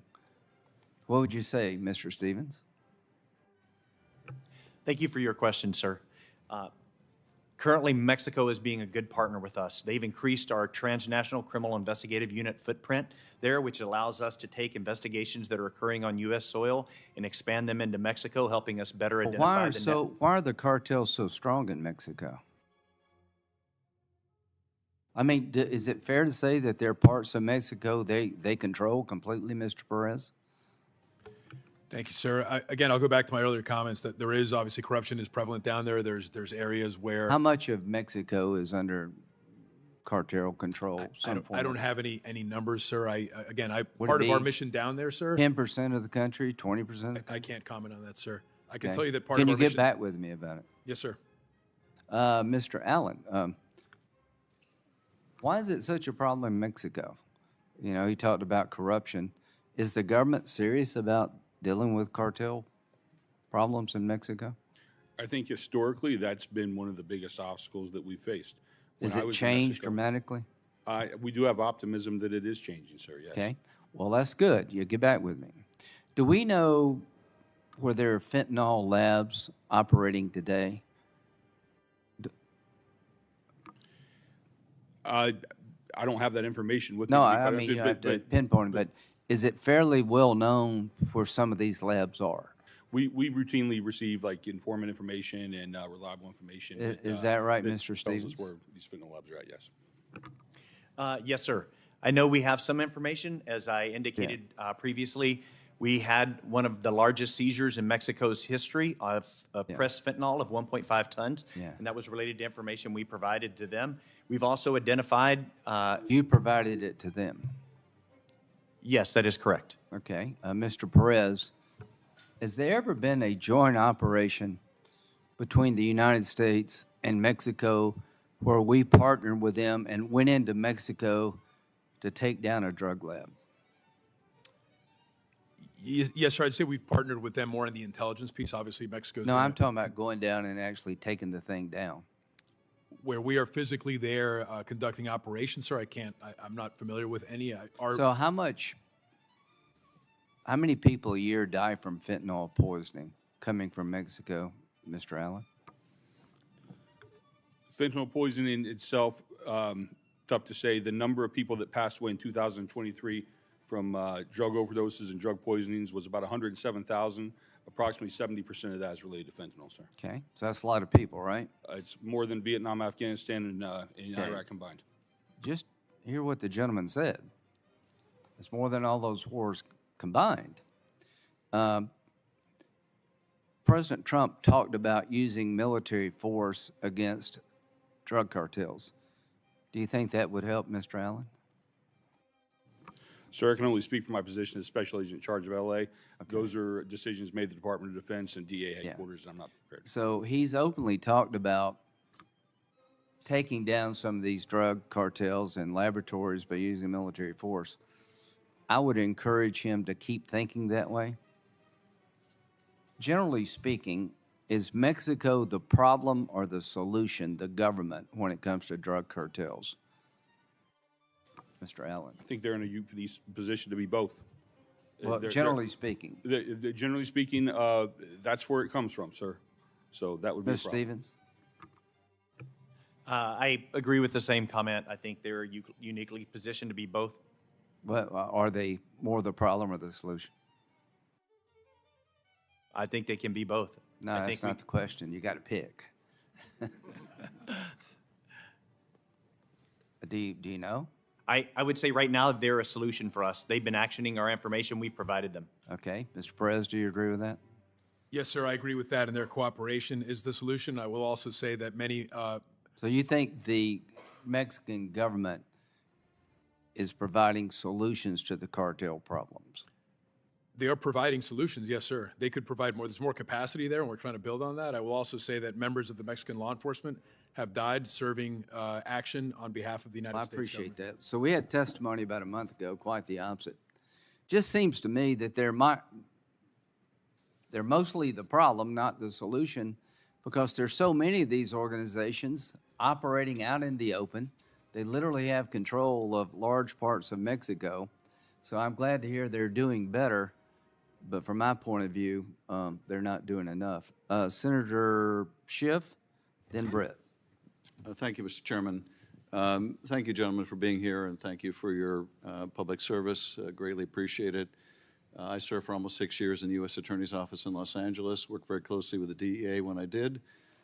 In fact, worked on bringing to justice one of the people involved in the kidnap, torture, murder of Enrique Camarena. So I was interested to see the video at the outset of this hearing and thrilled when I learned of Cara Quintero's extradition to the United States. Mr. Allen, I want to ask you a couple questions about your work in L.A. I'm grateful for all the efforts to stop the scourge of fentanyl and the smuggling in this country, which has killed so many Americans. My questions go to the fact that I want to see that focus continue, and I don't want these questions to be perceived as a criticism of you. You're following the instructions you're getting from headquarters. But I am concerned, and for the reason that Senator Padilla alluded to the degree that your resources are diverted to immigration operations against nonviolent immigrants, against farm workers or garment workers or restaurant workers, I am worried about diverting the focus away from interdicting fentanyl and going after these cartels. So let me ask you, how many field agents do you have in LA? So approximately 200. And of the 200 field agents in LA, how many of them have, in the last 150 days, worked on immigration enforcement? That's a tough question to answer, sir, just because it's such an ebb and flow. It's not like we have people permanently assigned to just work immigration enforcement. Because, as I said before, we're really primarily focused on continuing our work in drug enforcement, and the crossovers that fall into place with illegal immigration. I mean, that's where we give us your best ballpark. Have a third of them been assigned at least temporarily, or half of them, or more? Is everyone participating to some degree? I would say at any one time, that's a decent estimate. But as again, sorry, which estimate? About 30%? At any one time, not necessarily at one time, but at any given time. There could be 5%, there could be 2%, there could be 30%. It just depends on what's going on that day and what type of support we can offer. But give us some sense. I want to know what kind of call on your resources this is. Well, I can actually give you a couple of good examples of things we've done recently. I'm really not looking for examples. I'm looking for how much your workforce is being diverted to immigration enforcement and away from things that they were doing previously. Well, specifically immigration enforcement only, that's not what we're focused on. It's just not, sir. Okay, so how many of the 200 agents have worked on immigration enforcement? At any given time, anybody could have. No, just overall. Have all 200 been called away at some point to work on immigration enforcement? No, sir. Okay, so how many have? I really would have a hard time giving you an answer on that, sir. You're running the office. I am, yes. And you're having to make decisions about allocating resources. Yes, sir. And you've got investigations to pursue that were ongoing at the time of the administration. And you're having to take agents off of one thing to put them on another.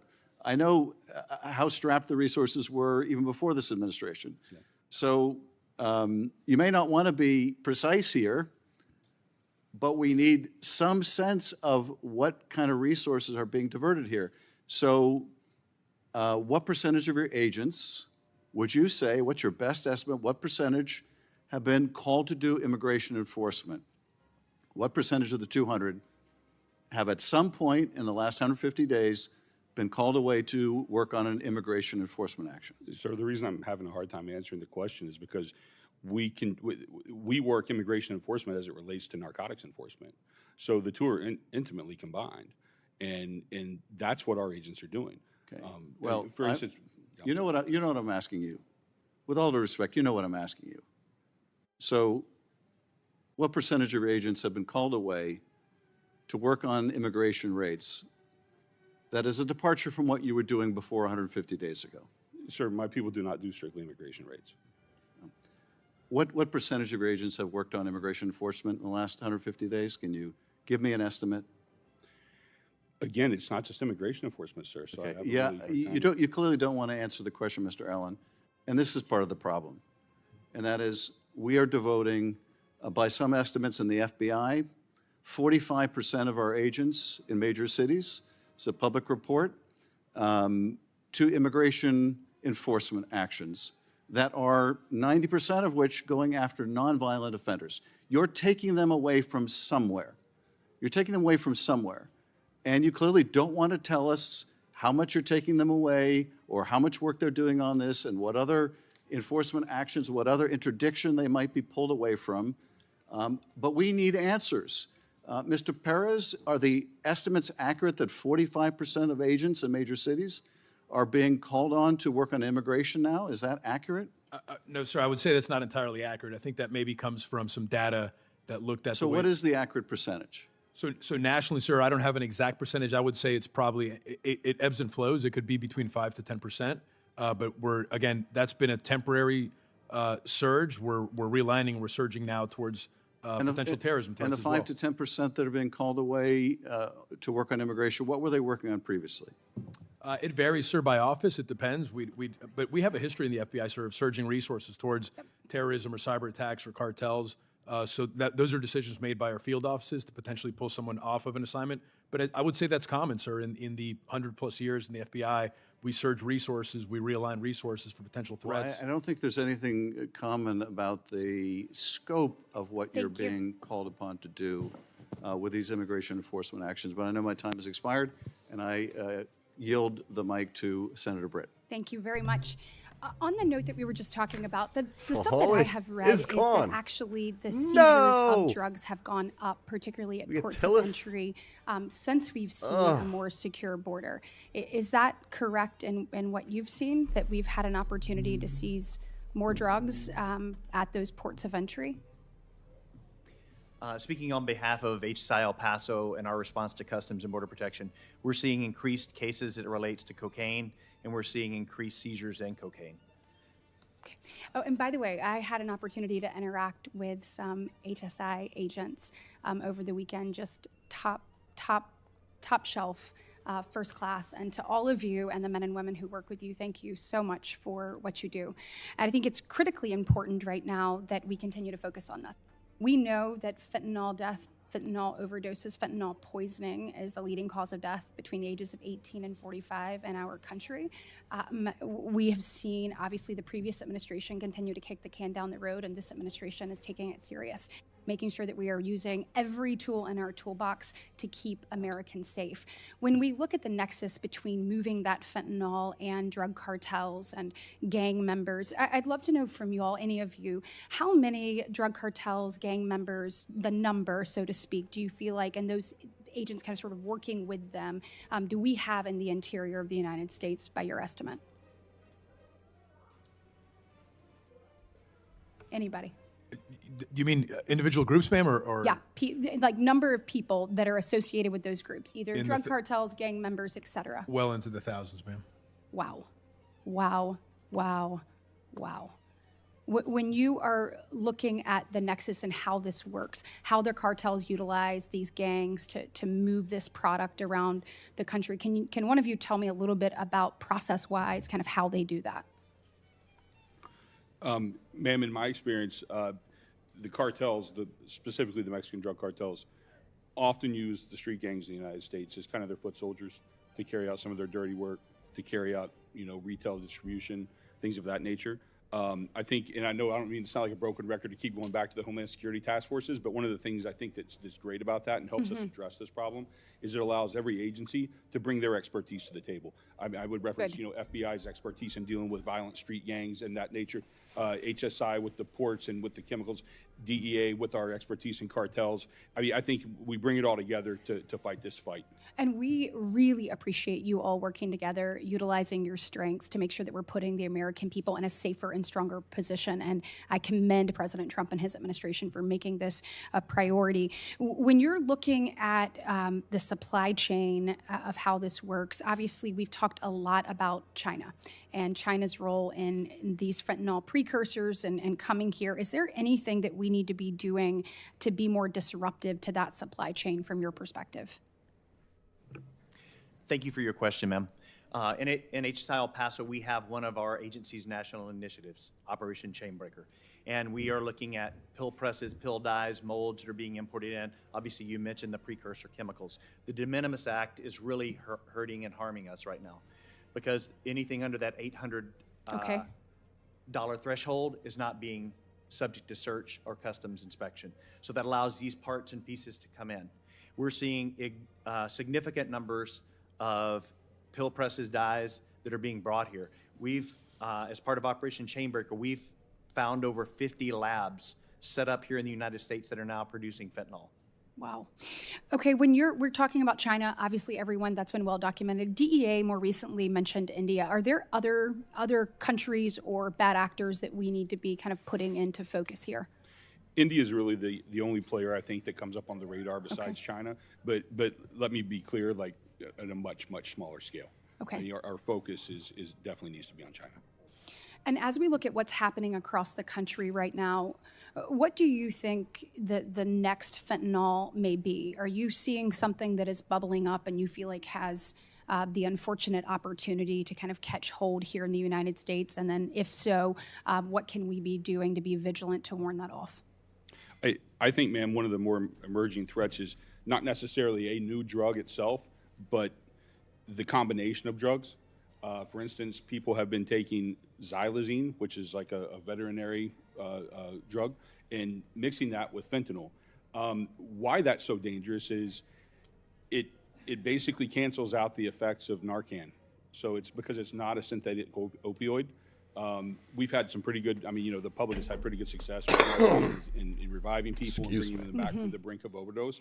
But when you put outside things into it as an adulterant to cut it, all in the name of profit, it cancels that out. So it's very dangerous. Absolutely. And last thing, what should we be doing to better target the financial networks that aid and abet the cartels, including their operation and presence here in the United States?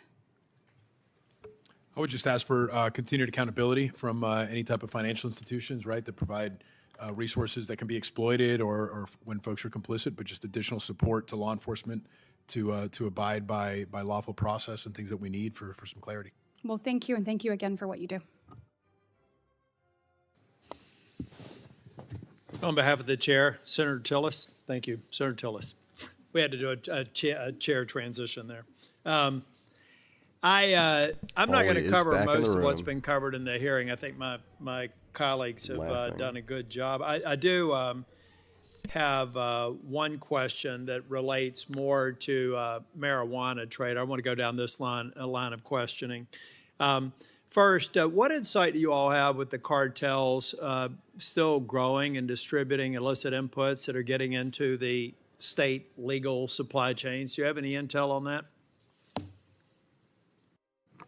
The cartels are still very much involved, sir. Very much involved, and I mean by involved by a lot. And this is, but it's a little bit different now because it's not necessarily dealing on the street, but it's having inputs going into what become legally available products in the states that have legalized marijuana or cannabis extracts. That's what I'm getting at. Mr. Perez, were you about to say something? Sure. No, just to add to that, for cartels, we've seen timeshare fraud cases. So they continue, just because marijuana is illegal, or illegal in certain places, cartels are going to continue to find ways to make money regardless of whatever the environment is. Yeah. It just seems to me that they're. I've tried to keep pounding the table and saying, folks, those of us who were not necessarily eager to legalize pot have lost. The majority of states have legalized it at some level or another. I don't really have a whole lot of emotions about it personally, but for the fact that I don't think we're regulating it properly, and I do believe it's just become another distribution channel for the cartels. Now I want to talk about something a little bit closer to home. I really need some help from DEA to answer this question. How does a pot growing facility in North Carolina that's not connected to the boundary of the eastern band of the Cherokee somehow get produced here, get grown here, the extracts are created here, and then magically find itself in through a patch of land that is not boundary, and then find itself for sale? I mean, how can I get an answer from the DEA on how this magical process occurs where something's transported in an illegal area and then not viewed as an illegal activity? Mr. Allen. Sir, what I can comment on is what we recently experienced in Los Angeles. And I apologize, I'm not as familiar with. I wouldn't expect you to be briefed up on this. But. Yes, what I can comment on is we had a similar instance in the Los Angeles area recently last week, where our people raided a almost 800 acre, if you can imagine that, 800 growing acre. Operation. Yes, sir. And it was it a legal growing operation? No, sir. And it was on tribal land as well. And interesting. As a result of that operation, we actually uncovered there were 47 Chinese nationals on the property. Who are here illegally, we believe as a result of human smuggling, because many of them were locked into their temporary living quarters and locked into their working areas. So it touches a lot. I need some help because the boundary in North Carolina, for those who don't know, the boundary where the eastern band of the Cherokee are, it's out in the very end of the state, near where South Carolina, Georgia, Tennessee all North Carolina all converge. They've got a growing, they have a right to sell marijuana I guess, as a recognized tribe, but they're growing in one place and selling in another place. Not only are they, and let's face it, folks, it's a casino operation, it's a destination. People are buying this stuff. You'd have to be out of your mind to think that they're going to dispose of whatever's not used by the time they leave. So we're moving to this island where it's legal, and then people are driving out. That people got to just take responsibility for transporting things they're not supposed to legally, but they're growing it in a patch of land that's not connected to the boundary, and I've got to believe that that's an illegal transport. At what point does it become trafficking? Because this is at scale. And so it's something that I'll be reaching out. I have with the prior administrator, Milgram, and I'm going to reach out and just give me a definitive answer. If it's a legal enterprise, fine, but I've yet to get an answer to it, and I'd like to get a crisp answer. I don't know. The other thing I want to say here is we're seeing stuff, Tutti Frutti. I don't know. Is that an adult targeted segment kind of name there? Or does it feel a little bit like you're attracting the younger audience for this sort of thing? And then maybe you are, because the chief of the Eastern Band of the Cherokee is saying kids are getting testing positive for pot. So I wanted to use this here. I get the other part. The last thing I want to leave you with, I'm worried. I mean, we've got to get this under control. We have to realize that pot is going to be legal in this country in one form or another in virtually every other state.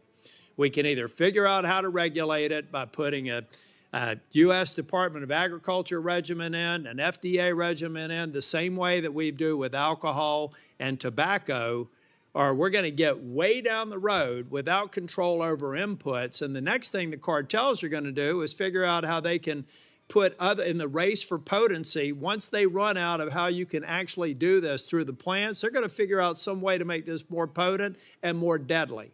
And I feel very strongly that we need to have a separate meeting about how do we create a construct that if states want to opt into, they can, not make it legal federally, or this is getting out of control. And this Eastern Band of the Cherokee anomaly is one example of what happens when Congress fails to act on something that I think it's time for us to act on.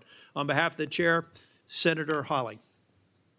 Thank you, Mr. Chairman. Thanks to the witnesses for being here. Thanks for the excellent work that you're doing. Fentanyl has been a major topic of discussion today, rightfully so. Fentanyl accounts for 70% of the drug overdose deaths in the United States.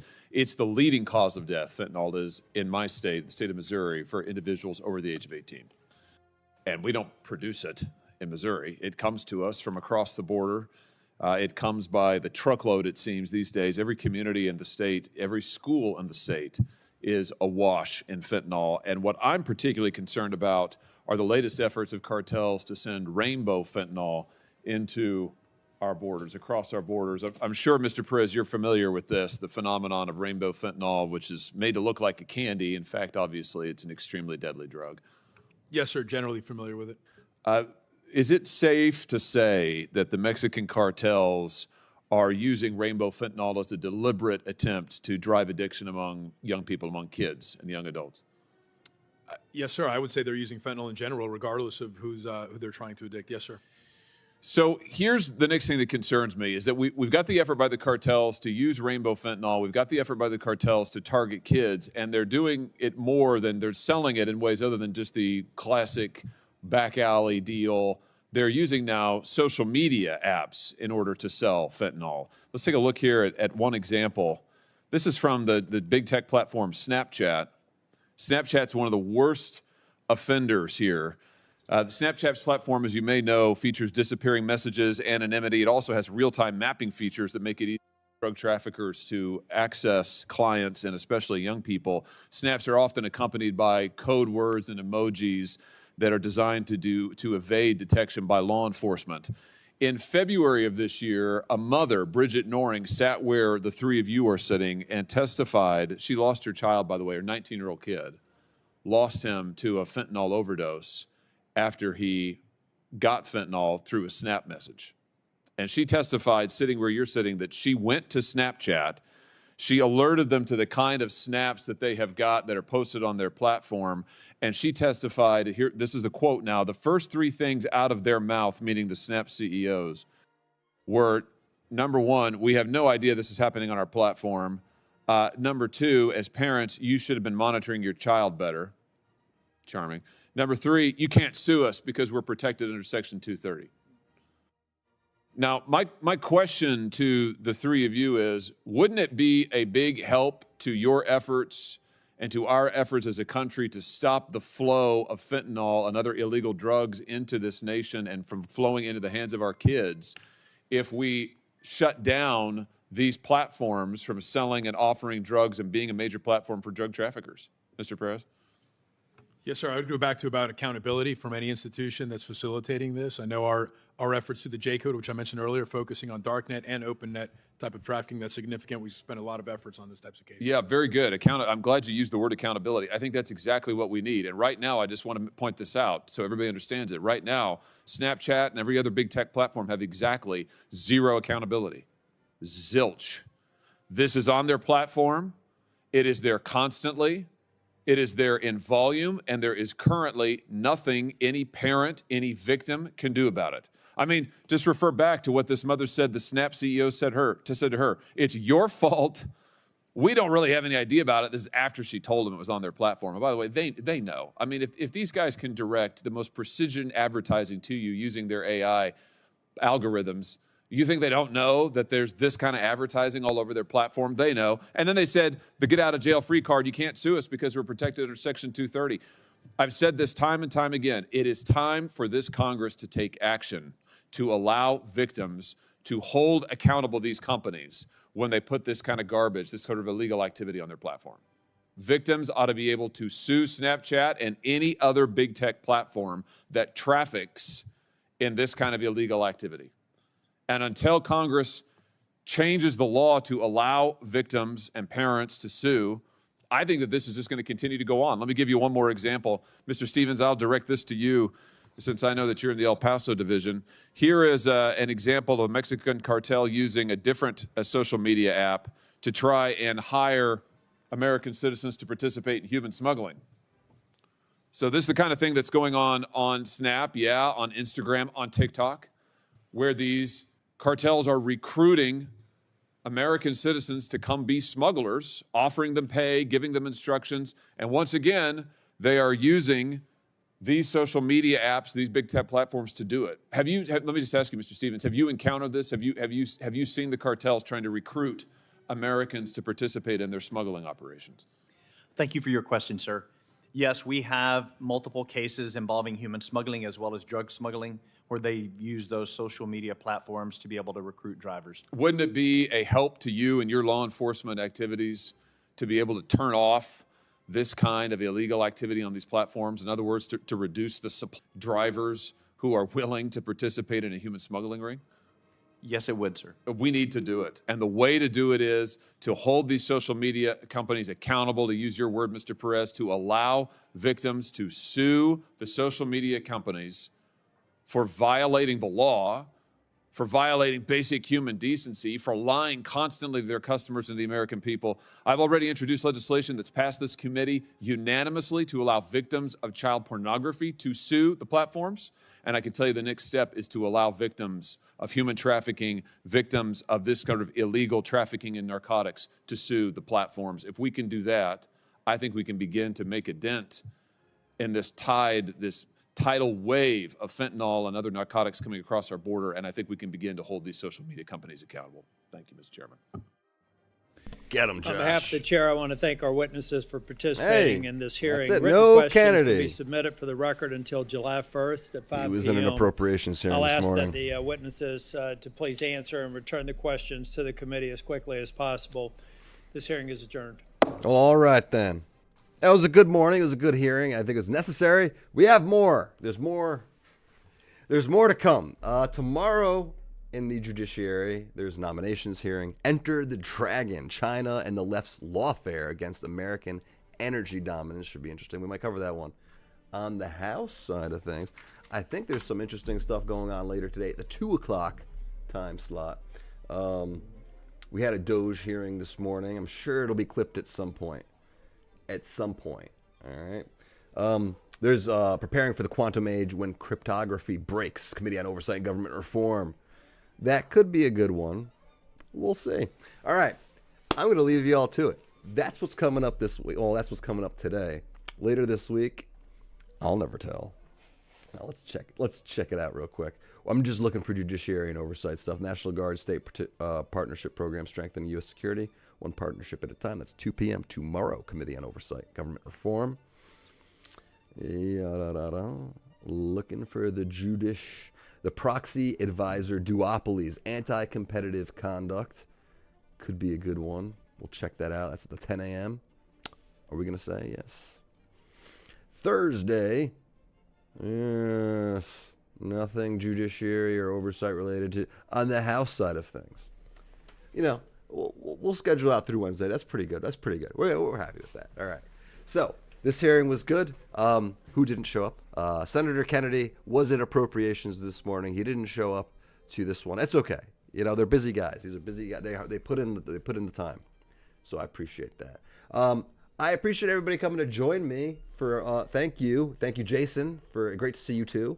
I should say that. Who else? Ocean. I don't know if you've ever been here before, but it was very nice to meet you.